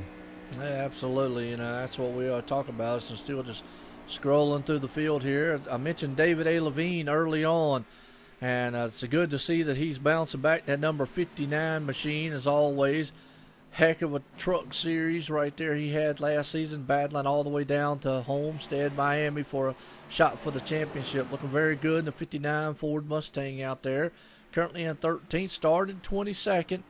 Now he's got a 94 up underneath him, but the 94 is a lap down. That's actually old Robbie Buckner right there. Robbie's not having too bad of a race. He definitely ain't hit anything, so looking very good himself. But David's not had the season that he would like to have, obviously. But I tell you, I appreciate it, Dave, man. That was awesome. He was tired. Dave said he's tired. John, Dave out there said he's tired. I didn't know he ever ran out of energy. Man, yeah. Well, man, I appreciate the compliment out there, man. As always, everybody, hey, look, if you don't know who Dave Ivory is, check him out over our Dre Broadcast Network. They do a tremendous job over there, man. Me and Dave, we're sporting over there at the Extreme Motorsports 99, and Dave does several other leagues out there. So go check him out on his channel, man. I'm you know what? I'll just go ahead and say, go check out all the broadcast people out there. You know what I mean? Just go check them all out. They're all awesome. If you love sim racing, you love leagues, and you love racing, go check them out. I'm not. My ego's not that darn big to say, look, I'm the only one. Go check them all. Go hit a sub, like, whatever. If you just love this stuff on iRacing, go see it. Because, man, you're going to make these drivers, you're going to make everybody happy. Don't get me wrong, I appreciate every one of y'all coming here and watching OSR Network. But I'm telling you, check them all out. It's awesome. Well, that's a great thing about sim racing, though, and I always say anything that we all can do to make it better. And the broadcasting groups that are on here, guys like Dave, I know Max Speed has been in here before, watching yours and stuff. You go watch their stuff, and it's nice that everybody's got that respect back and forth. So, but, it offers so much to sim racing community. So you don't really have to be in a competition with each other. Each one of you have, your leagues and your races that you run, and there's more than enough people looking to have their races broadcast. So, the supply and demand is there, or I should say the demand is there from the leagues. And, you guys are here to work with them. And so it's not about a competition or who does what. It's all about making sim racing better. And the more you can get along and show respect to each other, the better off everybody's going to be and help sim racing grow. Absolutely. And while you were saying that, I was DJ Hargrove. Well, I tell you, just to add misery to the season he's already had, and I hate saying that because, man, he's such a hard charger. I watched him all last season in the truck. Man, he just clobbered the wall and damaged the side of that number 2 machine. So getting wicked loose out there again as the laps are winding down here. Lap 78 of 150. And, man, it's just, I hate to see it now. Yeah, he's in 15th, not bad. I look at David A. Levine sitting in 13th, William Smith right there in 14th, so a couple of the regulars. As we see Eric Tesh coming up on the back end of him. It's just not been the season that DJ had last season, and it just kind of one of those like, you sometimes you have an awesome season, sometimes you don't. Now, Johnny out there, I hadn't really said his last name, Johnny the Whopper, out there said that he thought the 96 there, Eric Tesh, might have shot himself in the foot. And what he meant by that is he went past 50 laps. Now, there's no way he can do just 2 stops. I don't think he can anyways. Can he? No, absolutely not. I didn't think he could. He could probably... I think what he did was kind of figure up, all right, I'm going to run to lap 50 and see what I've got. And then he's going to know, all right, do I push past another 50 laps, or do I come back in and pit again at lap, with 50 laps on these tires? Absolutely, so for him, it's a thing to figure out. Now, we had some other guys push it further than that, and I felt like they made a mistake. And some of it, like Terry Mason was one of those, and he's a lap down. So that's why I said I think you had stepped away at the time. If you waited, 6 or 7 laps after Teshka pitted, I think you made a huge mistake because there's so much time you're going to lose. Okay. Well, I know that they would like to see it, and there's a good darn possibility and chance. I wouldn't have thought because as wicked loose as these cars have been out here, but this thing goes green flag the whole entire way. Could play into those guys' favor that stay out. Oh, and we see Kenneth Yance. Boy, I tell you what, if he ain't awake, he's awake now because he just caught that car. I don't know if you saw that there, John, but he came out of that turn and that thing almost was just going, sideways coming down the track, and he gathered it back. Yeah, I missed it, but I cut the race chat on and heard him getting some kudos there for a good catch, so it must have been pretty wicked. It was. We were sitting there watching him going through the man. Wow, that was a heck of a darn catch. But what I was saying was going to be interesting to see if those guys try that again, stay out long, because if this thing does go green, it could come down to a fuel mileage tire style race. Well, here's the problem with that, though. If Teshka does what he did before, all right, and not to leave Mike Bruno out. Mike Bruno's extremely fast. Oh, yeah. And doing his thing, so we're not trying to take away from, but just gauging on Teshka pitting on 50. All right, if those guys stay out again, their lap times are gonna be so far off. The delta between them and Mike Bruno or Teshka is gonna be so large that they're gonna go another lap down. So if anything, they need to short pit so that they can come back around and get their lap back and be on the tail end of the lead lap. And then if a caution comes out, they're sitting pretty. I got you. Well, I'm still just fanning through this field here, as I always like to do, just to kind of give everybody scenery here. And I want to go ahead and reiterate this again. As you see in the cars out there, like we're watching here, Aaron Friend's car showing up as a black car. What that is that is a... Give me just a second, folks.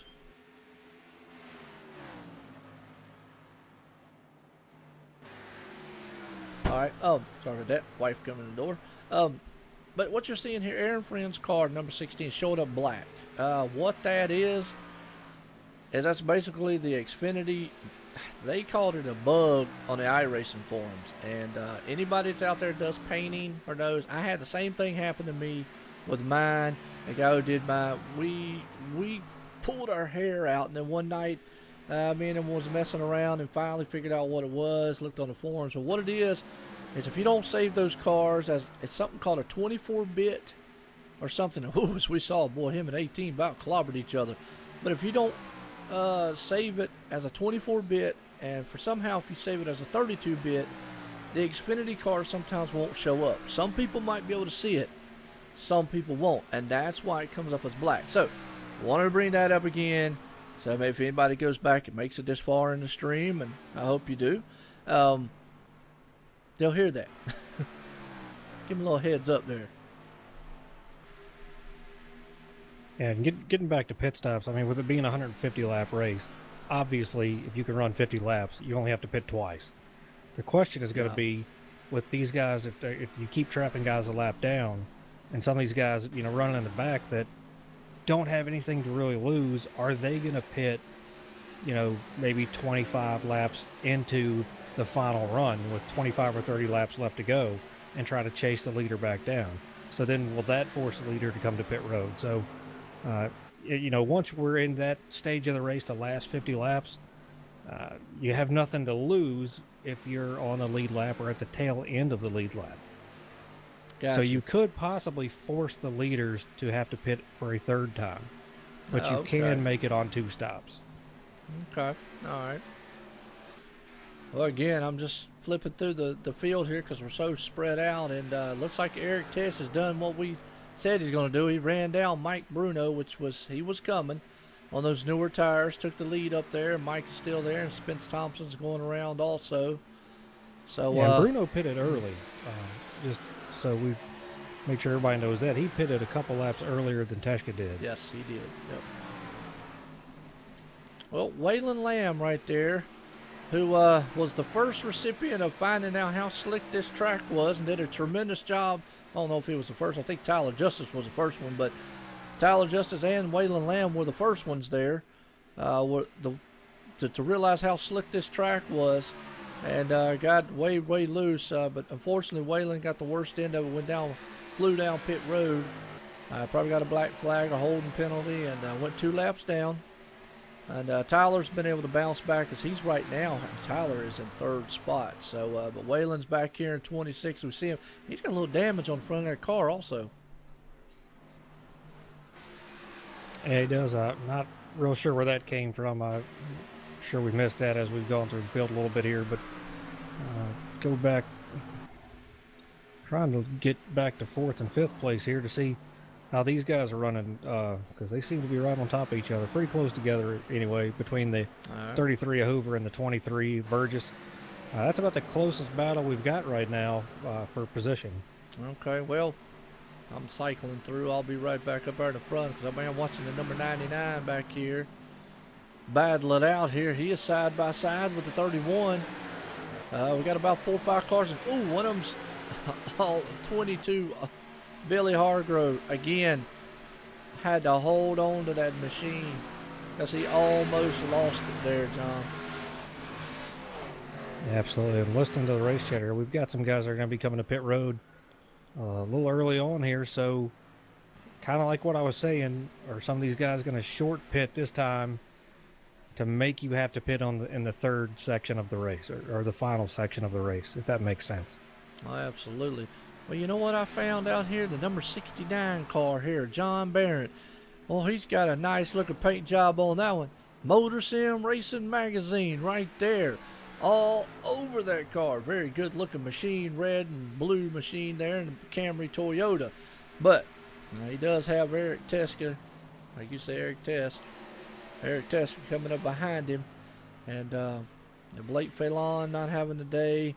And man, old Michael Redding there in the pits, not. But Eric out there, whew, we call him Iceman from the Neverlands. I tell you, well, I appreciate that. Ryan W. Daniels, what's going on, Ryan? How you doing, man? How'd your race go? Yeah, I'm wondering, to have a MotorSim Racing Magazine on your car, if a stipulation is that you have to be in a Toyota. Well, yeah, here's the thing. Now, I will say this. When I ran the trucks, just because I don't like Chevys, and that's pretty much it. I'm a Ford guy. There is no Ford trucks here. The Toyota basically closest thing it looked like one, so I ran Toyota. When you was on my team, that's pretty much it. Now, if you wanted to run anything in Xfinity or Cup, didn't matter there. But yeah, no, I mean it could be. You're right. Some teams, that's what they are. They are brand. That's what they want. You got to be in certain brands. Well, I appreciate it, guys. What's going on, Aiden? How you doing? Oh, man. Well, I hate that. Hey, you tried, dude. That's all, though, man. It matters. Look, you gave it all you could. And, like you said, still Talladega and the other races to go.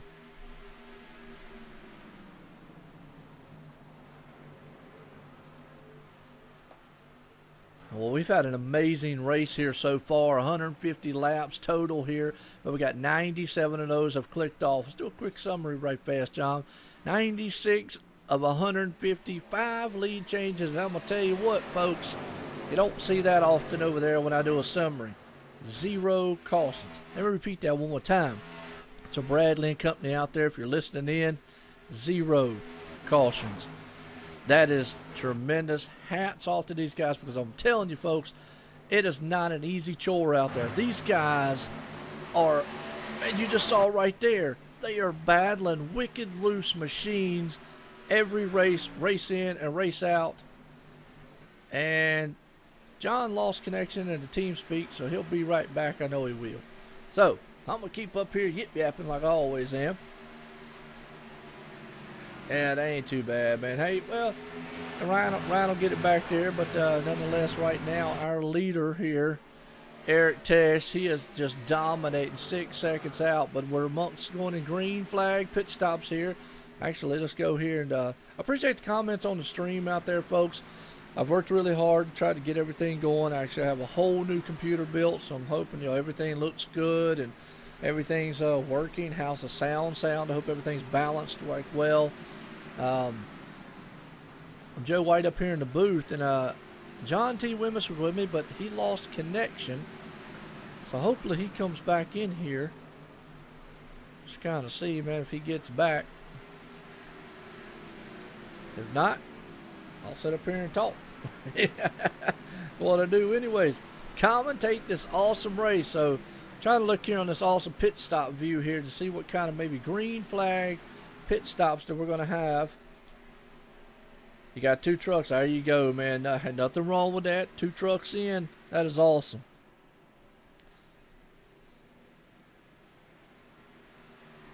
Now, I want to appreciate all the viewers out there. As always, man, it's awesome to see you guys. Dre, you didn't fall asleep out there on me, did you, man?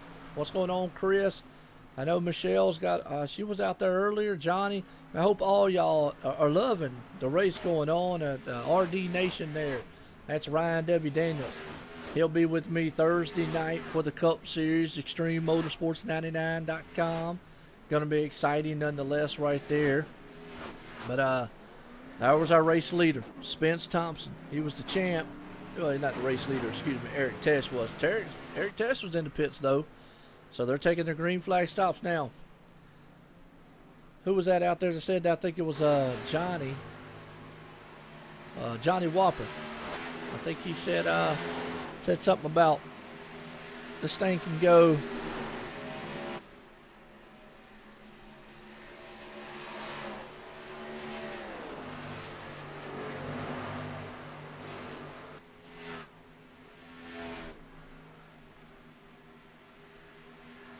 All right, yeah. I was John out there. He sending me a message here.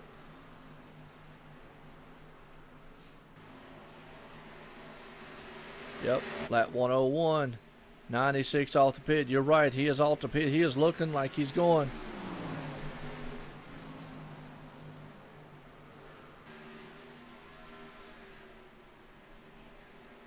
All right. Well, John said he'll be right back, just having a little bit of internet issues. No, I've had it happen. You can't control that stuff.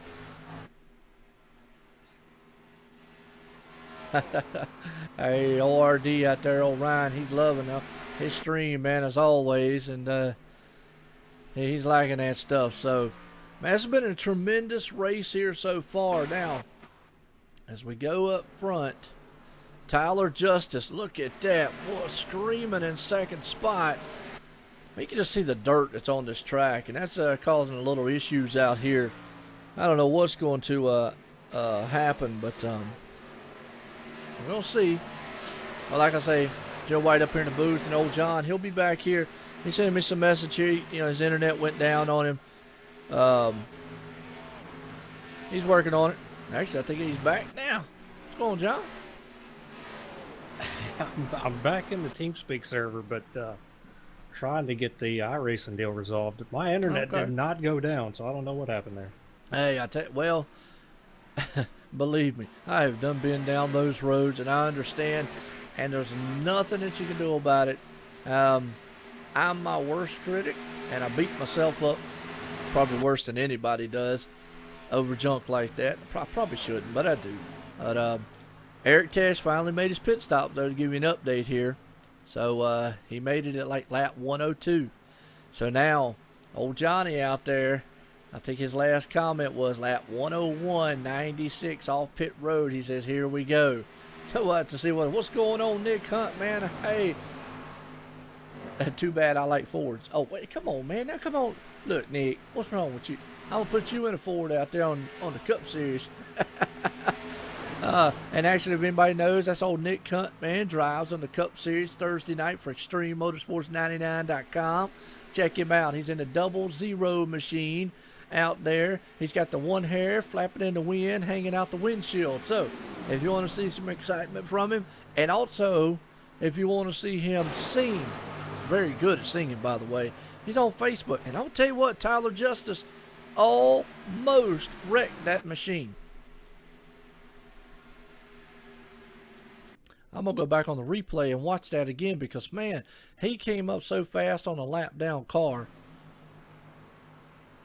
Let's see what happened. He's on the inside. I think he just lost it. Well, lap car come up on the inside of him. Let's see what happens right here. Yeah, he just lost it. Holy cow. Folks, what you just saw right there, that right there is what they've been battling with all night long. Those cars have been wicked loose coming off the turns. I mean, they have just dirt tracked these mugs around this whole entire track. Now, remember what they said earlier, John? They said they ran this race last night. They ran it as late afternoon. Now they're running it as an afternoon. We had, 78-degree track temps last night? And what'd you say? I think it was 90-some right now? Yeah, it was 74 last night and 94 in this race. Well, that makes a tremendous difference. Wow. Well, Grooms, I tell you what, I appreciate it. That is awesome. And, yeah, Johnny, I got Mustangs myself, man. So, awesome. I tell you, man, yeah, you're right. That could have been bad there, Kyle. Very bad. But he held on to it. Currently, right now, running second is Tyler. And Mike T. Bruno, the man out front. Looking very good in that number 19 machine. Like we said, he's running a nationwide machine.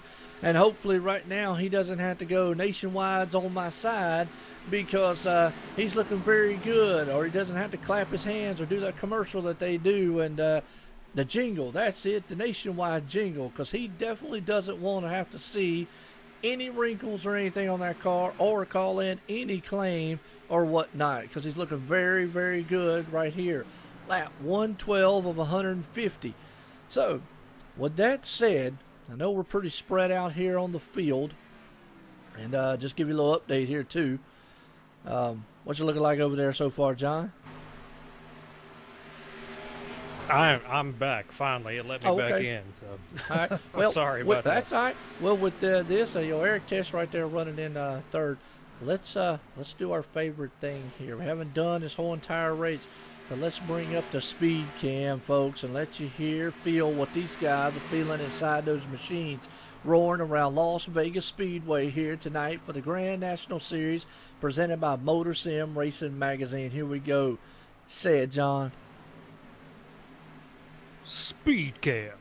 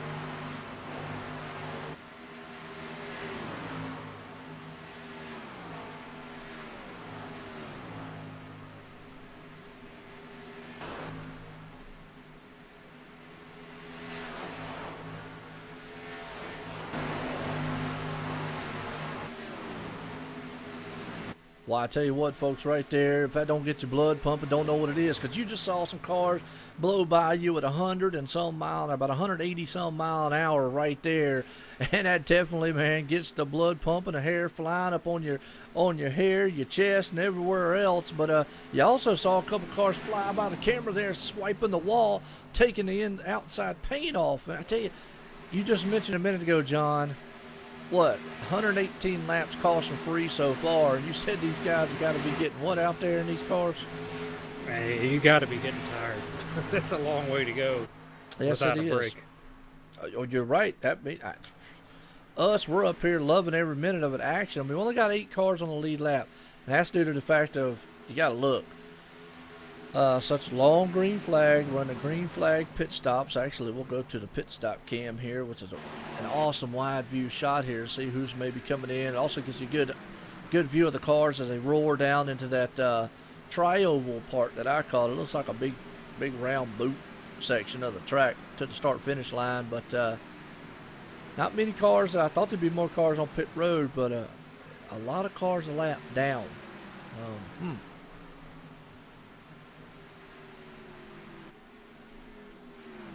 Yeah, I'm showing we've got 8 cars on the lead lap, and Teshka's up there trying to catch up to Bruno and Tyler Justice.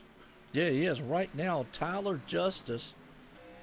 Well, you talk just about goes Eric, around him. Yeah, that's what I was going to say. Eric Test, you talked about him a second ago.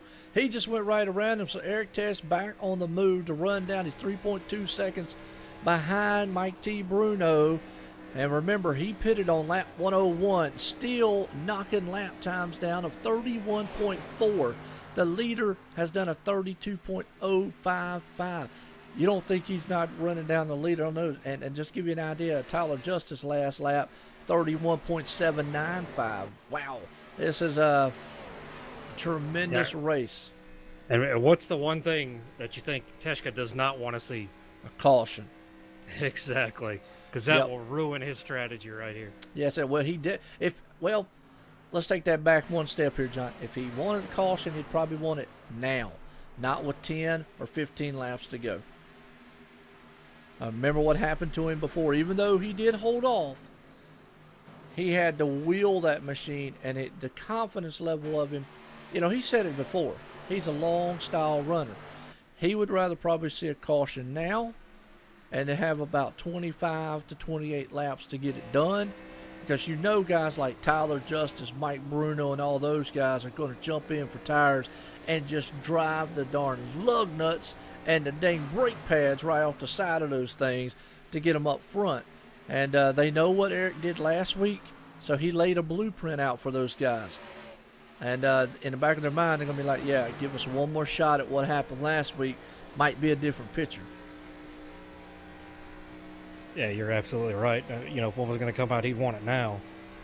Just because some of these guys do have such good short-run speed. But Teshka can turn the wick up on it when he needs to as well. So I know if I was him, I'm praying that there's no caution and just run this thing out. And if they can do that, man, I tell you what, these guys have put on a heck of a show and done a whale of a job tonight. Oh man. Well, we jinxed it. Oh, first caution of the night. And I got a feeling it's got to do with the 15 machine, maybe? Or 13 machine. Or what do you see out there? Trying to cycle through.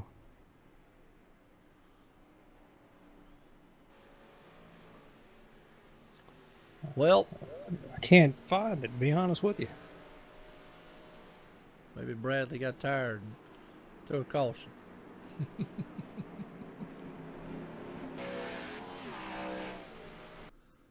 Well, we're going to go here on the 13 machine. We're going to go back and see.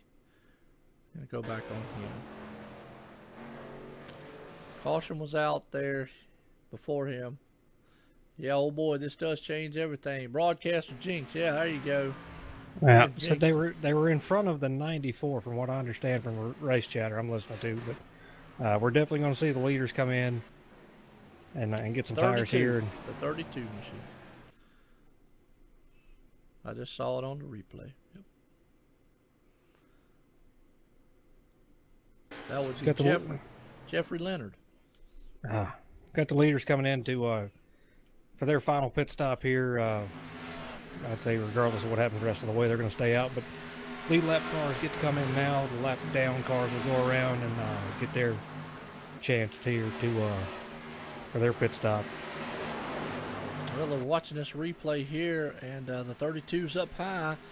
He just got loose. It snapped loose on him and came off the wall, and oh, the car was in the wrong place, wrong time. First cause, and then you know what? That's what we were waiting for all night long. I hate it happened to him, but we've seen it all night long. These guys are just snapped loose. Now,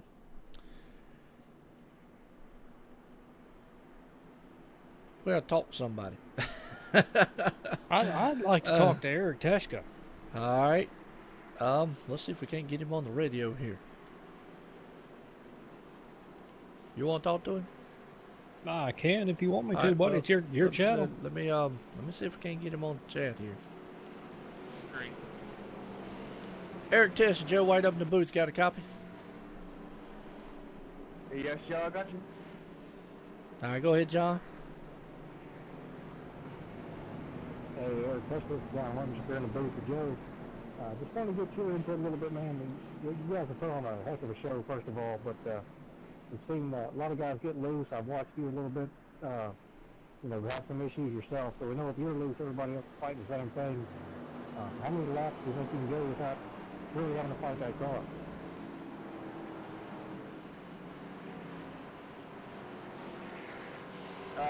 Can you repeat the question again? I just totally lost it. Yeah, because we've been watching you guys, and everybody seems to be getting loose. So is that the same thing that you're feeling, that the car gets loose over a run? We know you're very good at taking care of your stuff, taking care of your tires. But everybody seems to be fighting a loose condition. Is that the same thing you're dealing with? Well, it's all about matching what you already said. Some people are pushing hard today, and some are just laying back a little bit. And, well, we're going to see what's going to be the best. That's simple, but we see you fighting your way through the pack there. Kudos to all you guys. I tell you right now, put on a great show for everybody here.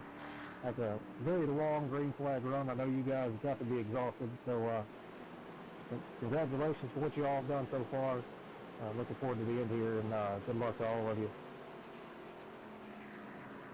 Thank you.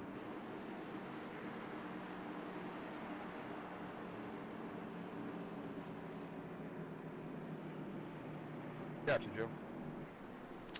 Mike, I tell you what, you're out front there. You got Iceman for the Neverlands right behind you, though. Here, you're going to have about a 25 or about a 20 lap run to get to the end here. It's been a long, long green flag.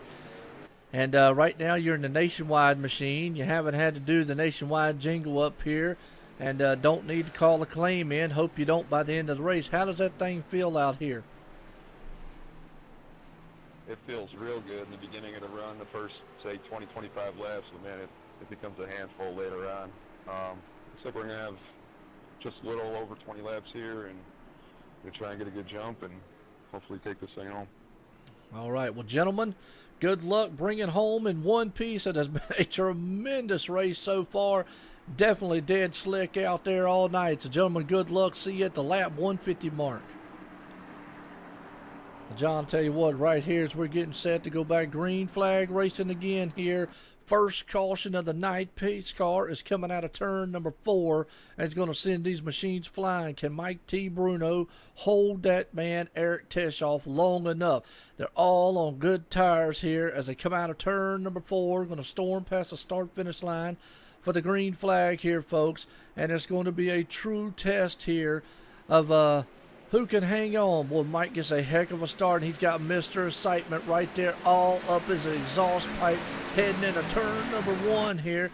Now you talk about the electricity's about to hit the ceiling because these guys, it's hammer down and go time for the rest of the way.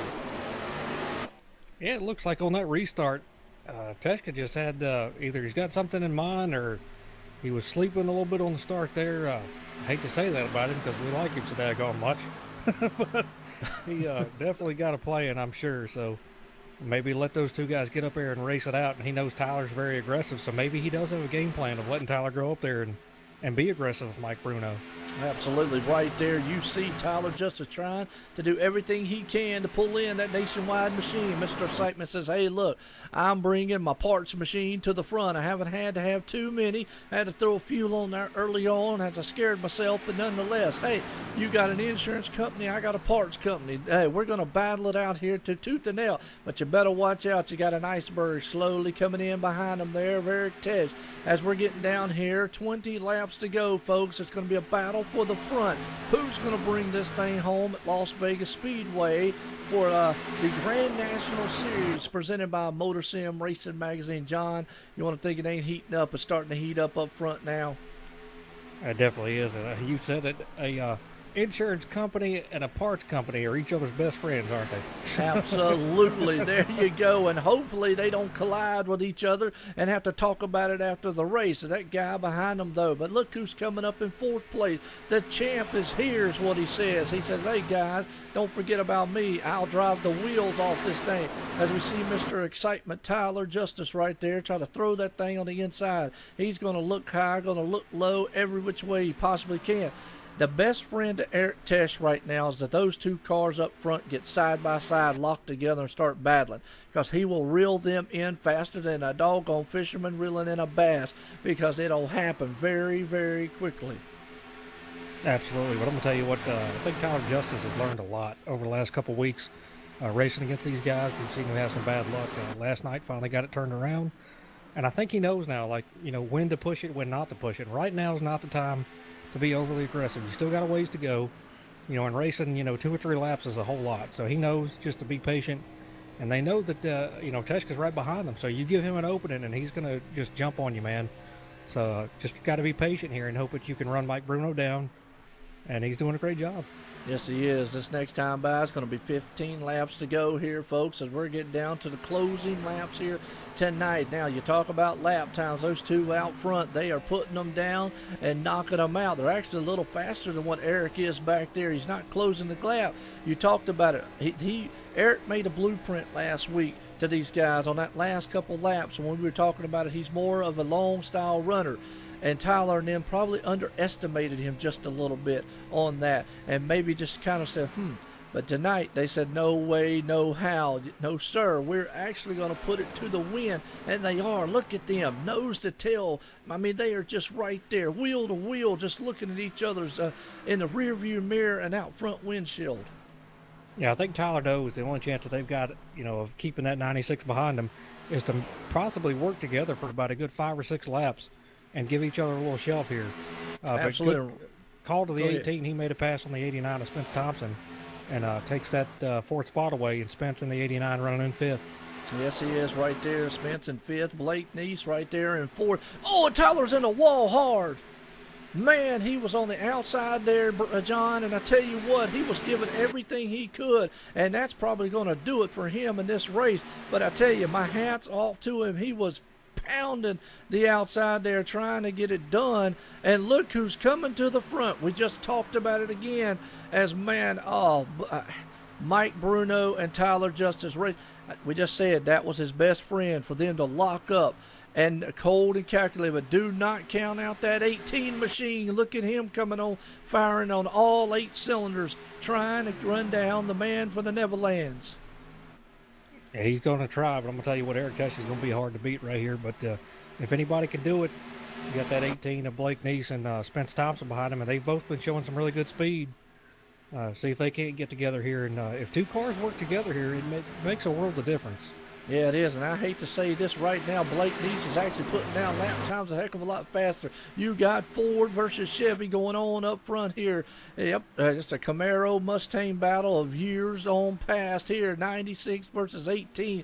Blake's doing some pretty darn good lap times here, but he's going to have to move that man up front who is very calculated and cold on how to do it. Folks, we're coming to the line, and this time by, we're going to have 11 laps to go.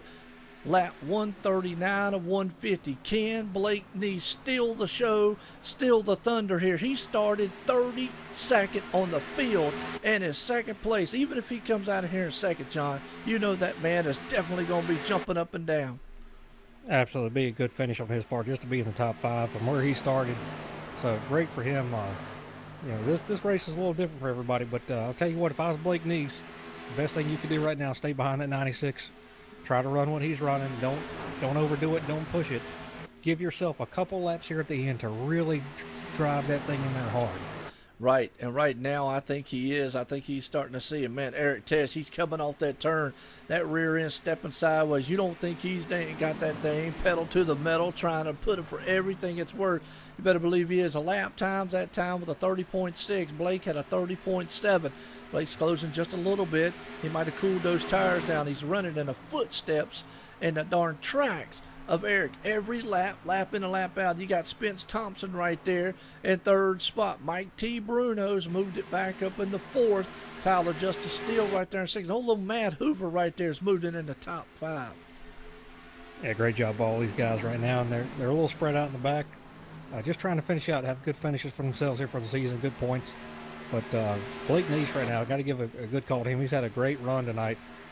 Even if he winds up in second, great finish for him from where he started. But I'm going to tell you what, I don't think it's going to be over between these two. I think he's taking his time here, and he understands it's not the time to push it, because he can push it and pass Eric, but Eric is going to back it down a little bit and come back after you. Yeah, you got that right. That 18 machine looking like he's stalking his prey. He's saying, look, it's a little zebra up there, and I'm on a safari right now, and I'm going to try to do everything I can to take him out if I possibly can and put that trophy on my mantle and at the house. Right now, folks, we have got 7 laps to go. Lap 143 of 150.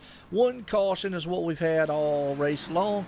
And I tell you, if you don't think this hasn't been exciting, the whole entire race has been exciting. These guys have been fighting wicked loose cars left and right. We just saw a heck of a battle. Tyler Justice is on the high side. We call him Mr. Excitement for a reason. That's what it is. He puts it all on the line every lap in and lap out. And look at Blake Neese. We just talked about it. He is right there in the tracks of Eric. He's making Eric drive that car hard. He may be making him push it a little bit, but Blake's doing a great job, doing exactly what he needs to do. Run in Eric's draft there, run right behind him, stay with him. If you feel like you're catching up to him and you're pushing it, then you know you're pushing too hard right now. So I think when we got about 5 laps to go is when he's going to start putting it all on the line here. Yeah, it is right there. You saw him stick his nose down there on the inside to say, hey, look, knock, knock, I'm here. I'm on the back deck lid of the 96. I'm going to tell you what, folks, this is not over with yet. If Eric wins this, he has definitely earned it here. But if that 18 does it, he has definitely earned it. So, nonetheless, I think the 18, as far as they are side by side going into the turn, this is the time that you just said, coming to 4 laps to go this time. Is the move too early or is it too late? We'll have to see what happens. Yeah, we'll see. Eric's going to give him a little bit of room on that exit, but they go back side by side, door to door, but the 18's going to lead this lap. Yes, and Eric's going to be on the high side here, so he's going to have the exit unless he gives it to Blake. Doesn't give it to him, though, but look at the 96 dive back inside. Yeah, he did. These guys are just going to battle it out. This is not the style race that Eric Tess says he likes to get into, but nonetheless, he knows that he's going to have to. Look at this move. Folks, I'm going to tell you, you talk about a Cinderella story. Blake Neese starting 32nd, coming all the way back here, powering it to the front. 3 laps to go this time by. Can he hang on to it? He almost lost that machine coming out of turns. You better believe he is wheeling that thing. He's going to make that rear end of that Ford wider than the track because Eric Tesh is going to put it everywhere he can. We know, though, Eric Tesh is a very good professional right here. If he can help it, he will not spin that 18. He'll stay where he's at. Absolutely, and the good thing for Blake Neese is being up front, he knows that. And that also plays into a driver's head when you know you're around a guy that's so professional and so courteous. You're like, man, I can push it right here and get in front of this guy, and he's not going to wreck me. You know, but one day Eric's going to have enough of that and put the bumper to somebody. So we'll see if he gets back up on him here. Well, I tell you what, and this is something we haven't seen all race long. And look at the lap cars, very respectful. You got to give a hats off to all these guys in this lead. You just saw what they said. These guys are battling tooth and nail up front. They moved to the inside, got out of the way very quickly. But this is not something that Eric wants to see. He don't want to see that 18 moving away. White flag will be in the air this next time by, folks. One more lap will be Can Eric Tesh pull that machine in, or has he let the 18 get a little bit too far up there? We're going to see. I mean, it's just, wow. I cannot believe that this is happening. Blake Nice is coming up here and saying, I'm going to steal the show. I'm going to melt the iceberg. I come back from 32nd position, and he's going to have one more lap to get it done in. Yeah, the 18's driving the wheels off this thing right now. He knows that the 96 is fast, and he can really drive that thing down in there. But the good thing is he's up front, so if the 96 drives it inside, he's going to push up. And so he's got to hang up on that outside line there and take that exit away. Yes, he does. An old car's in a wall in front of him, but that's not going to slow the 18. He's got about a couple car length advantage going into turn number 3. Folks, the final time, Eric Tesh, if he's got anything, he's got to do it now. I don't think he's going to be able to do it. You have got to be kidding me, folks. Right here, the 18's going to pull it off tonight. Las Vegas Speedway, your winner, Blake Nice. Holy cow, John. From 32nd, he battled all the way there, took it away from Eric Tesh, said, hey, look, I did what he always does. Hung out, drove calm, cool and collected, kept the fenders on it. You got that was just some extreme, exciting racing there at the end. It definitely was. But I'm going to tell you what, credit to Blake Nice and his driving ability. And anybody that knows anything about him and has watched Blake, the man knows how to drive a car. I mean, that's all there is to it. So, but sitting behind somebody like Eric Teshka in a race like this, when you know he's good with tire management, and sitting there and learned a little bit from him, I think. But Blake does know how to drive. But man, he put it on Eric. Didn't see that coming. I thought Eric was the man to beat in this race. Either. But man, big surprise, Joe. Great for Blake Nice to have a good run and get a win here. And Spence Thompson as well, having another good night here. He had a great night last night, another one tonight. Yes, he did. Wow, that's all I got to say. Folks, it all started with a battle up front between Mike T. Bruno and Tyler Justice. They went wheel to wheel and door to door. Tyler Justice, Mr. Excitement, went to the outside, bang, just slapped the wall, pancaked it right there. Got into the side of Mike T. Bruno. Then here come Eric Tesh. And then out of nowhere, the Black Machine, the Midnight is what I guess we could say, from 32nd, and pulled it off. So, I'll tell you, but look at that third place. Spence Thompson himself, the champ. So, let's see if we can't get a word in here with Spence Thompson. I wish those guys was in team speak, but I don't think they are. I don't think... No, just Eric's the only one in here, so we'll go out here to the chat here. You want to we'll get a hold of Spence here. I'll let you talk to him there, John. All right. Spence Thompson, this is Joe White in the booth. You got a copy? Got a copy?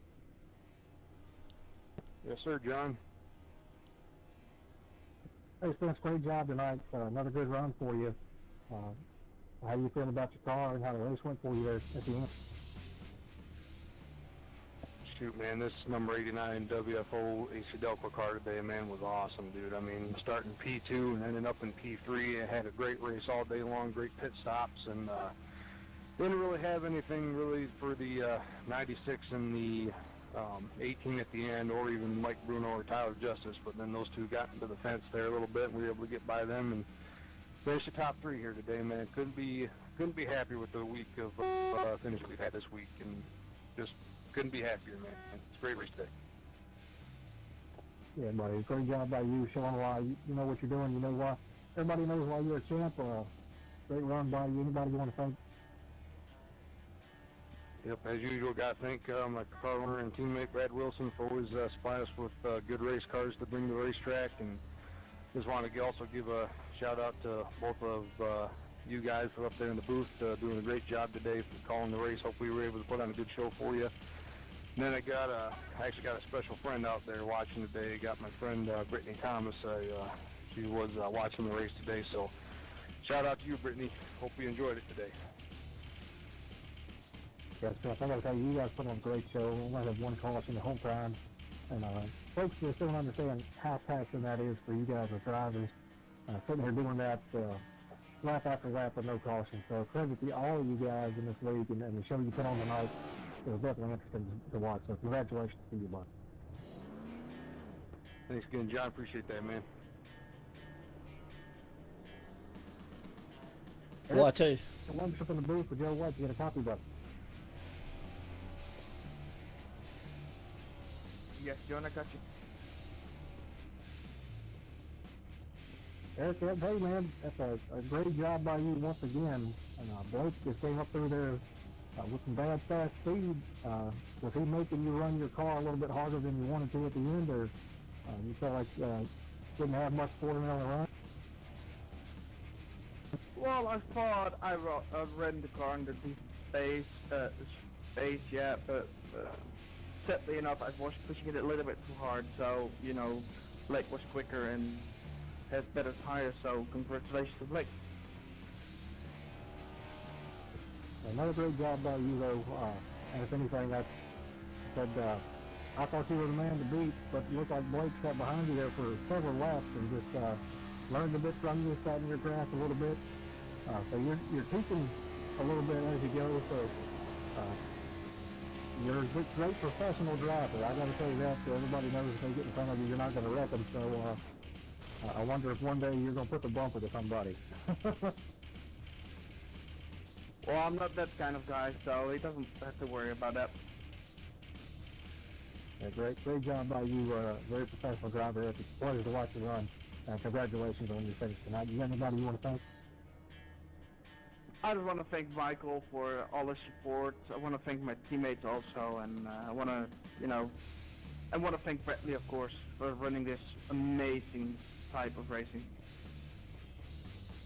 Yeah, I got to say, they're very happy to have you. You're a great driver. You always do a wonderful job, put on a great show, and great sacrifice by you, if I can say that, being up early in the morning as you are to race with these guys. So congratulations on your second place finish, Eric. Thanks, Jim. Well, I tell you what, John, I'm going to run down here to Victory Lane. Actually, I'm going to walk. As always, go past the concession stand, get my hot dog, because these guys down here in Victory Lane are celebrating tonight. The number 18 machine, Blake Neese, tonight pulls it off at Las Vegas Speedway for the Grand National Series presented by MotorSim Racing Magazine. I tell you, Blake Neese and Joe White in the booth, you got a copy. Well, Blake, I'm going to ask one thing, though. Can I turn your mic up just a little bit? Is that any better? There you go. Good deal. Man, I'm going to tell you what. I'm going to have to say it. You spoiled the parade and show for the man from the Netherlands, because you came out of nowhere. You started 32nd. Let me repeat that again. 32nd. And you brought it home. You led 6 laps, and that was 6 laps that mattered right there, and powered that number 18 Ford Mustang to the front. Classic battle, Ford versus Chevy up front, and y'all did it, and it was awesome here at Las Vegas. How does that make you feel, and how was the car feeling there? Oh man, it feels amazing. Yeah, I was having pretty much a horrible race all race. I had some damage shot in the wall, got it repaired. Then we had that caution and I pedaled it to the front. It's a lot of redemption for yesterday's race. I led a lot of laps, felt like I was going to win it at the end, and I got dumped. That just feels great and it's really rewarding. I want to give a shout out to all the drivers in this race running a good long inside run there. That was fun. Yes, it was. I definitely got to give a shout out to all the drivers. 1 caution for 151 laps. Amazing. As one of the drivers out there would say. But definitely even more amazing with the show that was put on. And it all started by Mr. Excitement there, Tyler Justice, and Mike T. Bruno with a heck of a battle up front. And then the man from the Netherlands coming up through there. And out of nowhere, the 18 Blake, you just powered that machine up there and took it on the last laps. Congratulations again. Winner tonight, Las Vegas Speedway, here for the Grand National Series presented by MotorSim Racing Magazine. I tell you, got anybody out there you want to thank, Blake? I got my girlfriend watching, some family watching on the third room. I want to thank teammate Joseph Stafford for working for me, working with me for a good race. Me and him racing races now. We're finishing top 5 every time we don't get wrecked. So yeah, it's a good race, and thank you for broadcasting. Well, we appreciate you and appreciate all of the drivers out here. Now, real quick, I got to talk to Mike T. Bruno. You got a copy?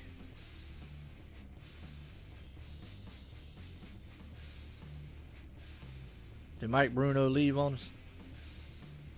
He's there. He just answered. I got you, Joe. Sorry. Oh, my bad. Mike, there was a heck of a battle. You and Tyler were just door to door, wheeling around there, the closing laps. What was going through your mind there? Just a racing thing, hard racing between y'all. How did the car feel? I mean, just you knew you had to put everything you could there with the closing laps on that caution when the green flag flew. Yeah, I'll tell you what, I feel terrible for getting tight there and putting Tyler in the wall. He's a really, really good friend of mine, man, and we're also teammates, and that makes it twice as bad. But yeah, the car felt great for most of that run there, just until I got underneath him and it got really tight, and I couldn't hold it. I tried to let off a little bit. Things skirted up the track and pushed it in the wall and took him out pretty much. And wish it didn't turn out that way. Glad it didn't take us out completely, but yeah, that's it. That's done. Well, I know the disheartening in there. You finished in fourth here tonight after a heck of a strong run, nonetheless. But nothing to really hang. I know disappointment there, but nothing to really hang your hat down or head down on because you were battling hard. You and Tyler both, and that's what you do here. So my hat's off to every one of you drivers out there tonight. One caution for 150 laps, and it was a tremendous race. I want to also say a special thank you to Kenneth Jans for putting out the title sponsor here for the Grand National Series presented by MotorSim Racing. And also, I got to thank him for letting me, myself, OSR Network, broadcast this thing and have like John T. Wimmish up here in the booth with me to be able to bring this exciting action to all you drivers, all the viewers, all the fans out there, because man, it was electric. Bradley, Michael, you guys have got a heck of a league going. My hat's off to you. So with that note, fellas, awesome race. I said it before, y'all kept the fenders on it, and it was nice to see. Congratulations, and again, congratulations to tonight's winner, Blake Neese.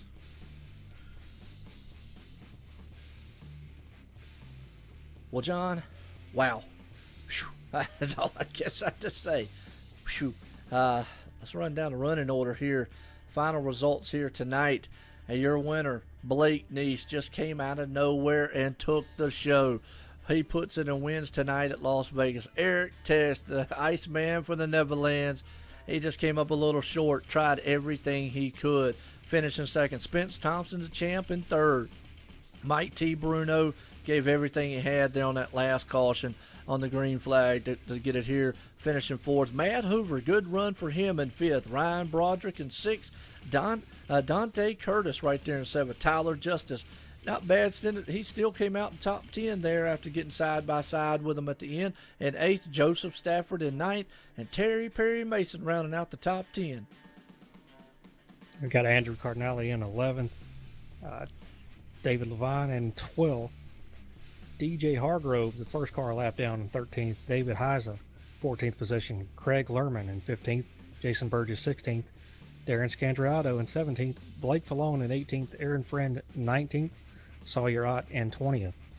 And we got old Kenneth Jans himself right there, Mr. MotorSim Racing Magazine himself in 21st. Waylon Lamb, boy, tough day for him. Started off way early, just never could bounce back like Tyler did early on, and rounded out here in the 22nd spot. William L. Smith in 23rd, Corey Walters in 24th, Jason Alexander 25th. Old Robbie Buckner, he's 3 laps down, but he brought the fenders home in it tonight in 26th. And like you say, Mr. Tater Salad himself, Ronald White, 27th. Derek Robinson right there in 28th. Billy Hargrove, 29th. And John Barron rounding out in the 30th spot. Had Blake Fallone in 31st. Jeffrey Leonard, 32nd. Michael Redden had some really bad luck tonight in 35th. And Chris Baines in 34th. Absolutely, and that's going to round out there as the other two drivers pretty much were just in there doing some admin and stuff. But, man, folks, I tell you, wow, what a finish. What a finish. That's what we've come to each and every week, these guys. And I'm telling you, we got until November. I don't know who's going to be tired first, the guys on the track or me. I don't know about John. Can't really speak for him. But, man, these guys keep putting excitement like this week in and week out. Holy cow. We're going to have our Wheaties up here in the booth. Yeah, these guys are going to have some Wheaties and some Gatorade after this race right here. I can tell you, it's tough to go out there and run this many laps with only one caution. And it's so taxing on you having to race, and the mental side of it also, having to sit here and focus for that long. So it is very taxing. I mean, it's harder than people think it is. If you don't think it's difficult, put yourself out there and run 150 laps like they did and see how you feel at the end. But I'll tell you what, the guys here in this league, they've got a lot to be proud of. They put on a great show. Great to see a lot of green flag running, green flag pit stops. There's so much more that goes into it when you're running in green, so much strategy at play. Definitely played into Blake Neeson's hands there at the end. It did. Well, with that note there, John, I tell you what, here we're concluding this week of Las Vegas Speedway for the Monday Night Thunder Series here, 3 nights in a row, and I hope everyone out there enjoyed this because it has been tremendous. I want to give a thanks out to Ryan W. Daniels for Sunday, and you, John, for stepping in here, helping me out on the Monday and Tuesday night here as we're going to close out this night, fly out of here, head tomorrow. We got Racing for a Cause on the Wednesday night there, late model action, folks, and then Extreme Motorsports 99.com. So this is Joe White here, up in the booth here with John T. Wimbus. And check us out here, OSR Network on YouTube, Facebook, Twitter, and also the website is live, folks, www.onlinesimracingnetwork.com. So until next time, my hat's off to everyone and a good night.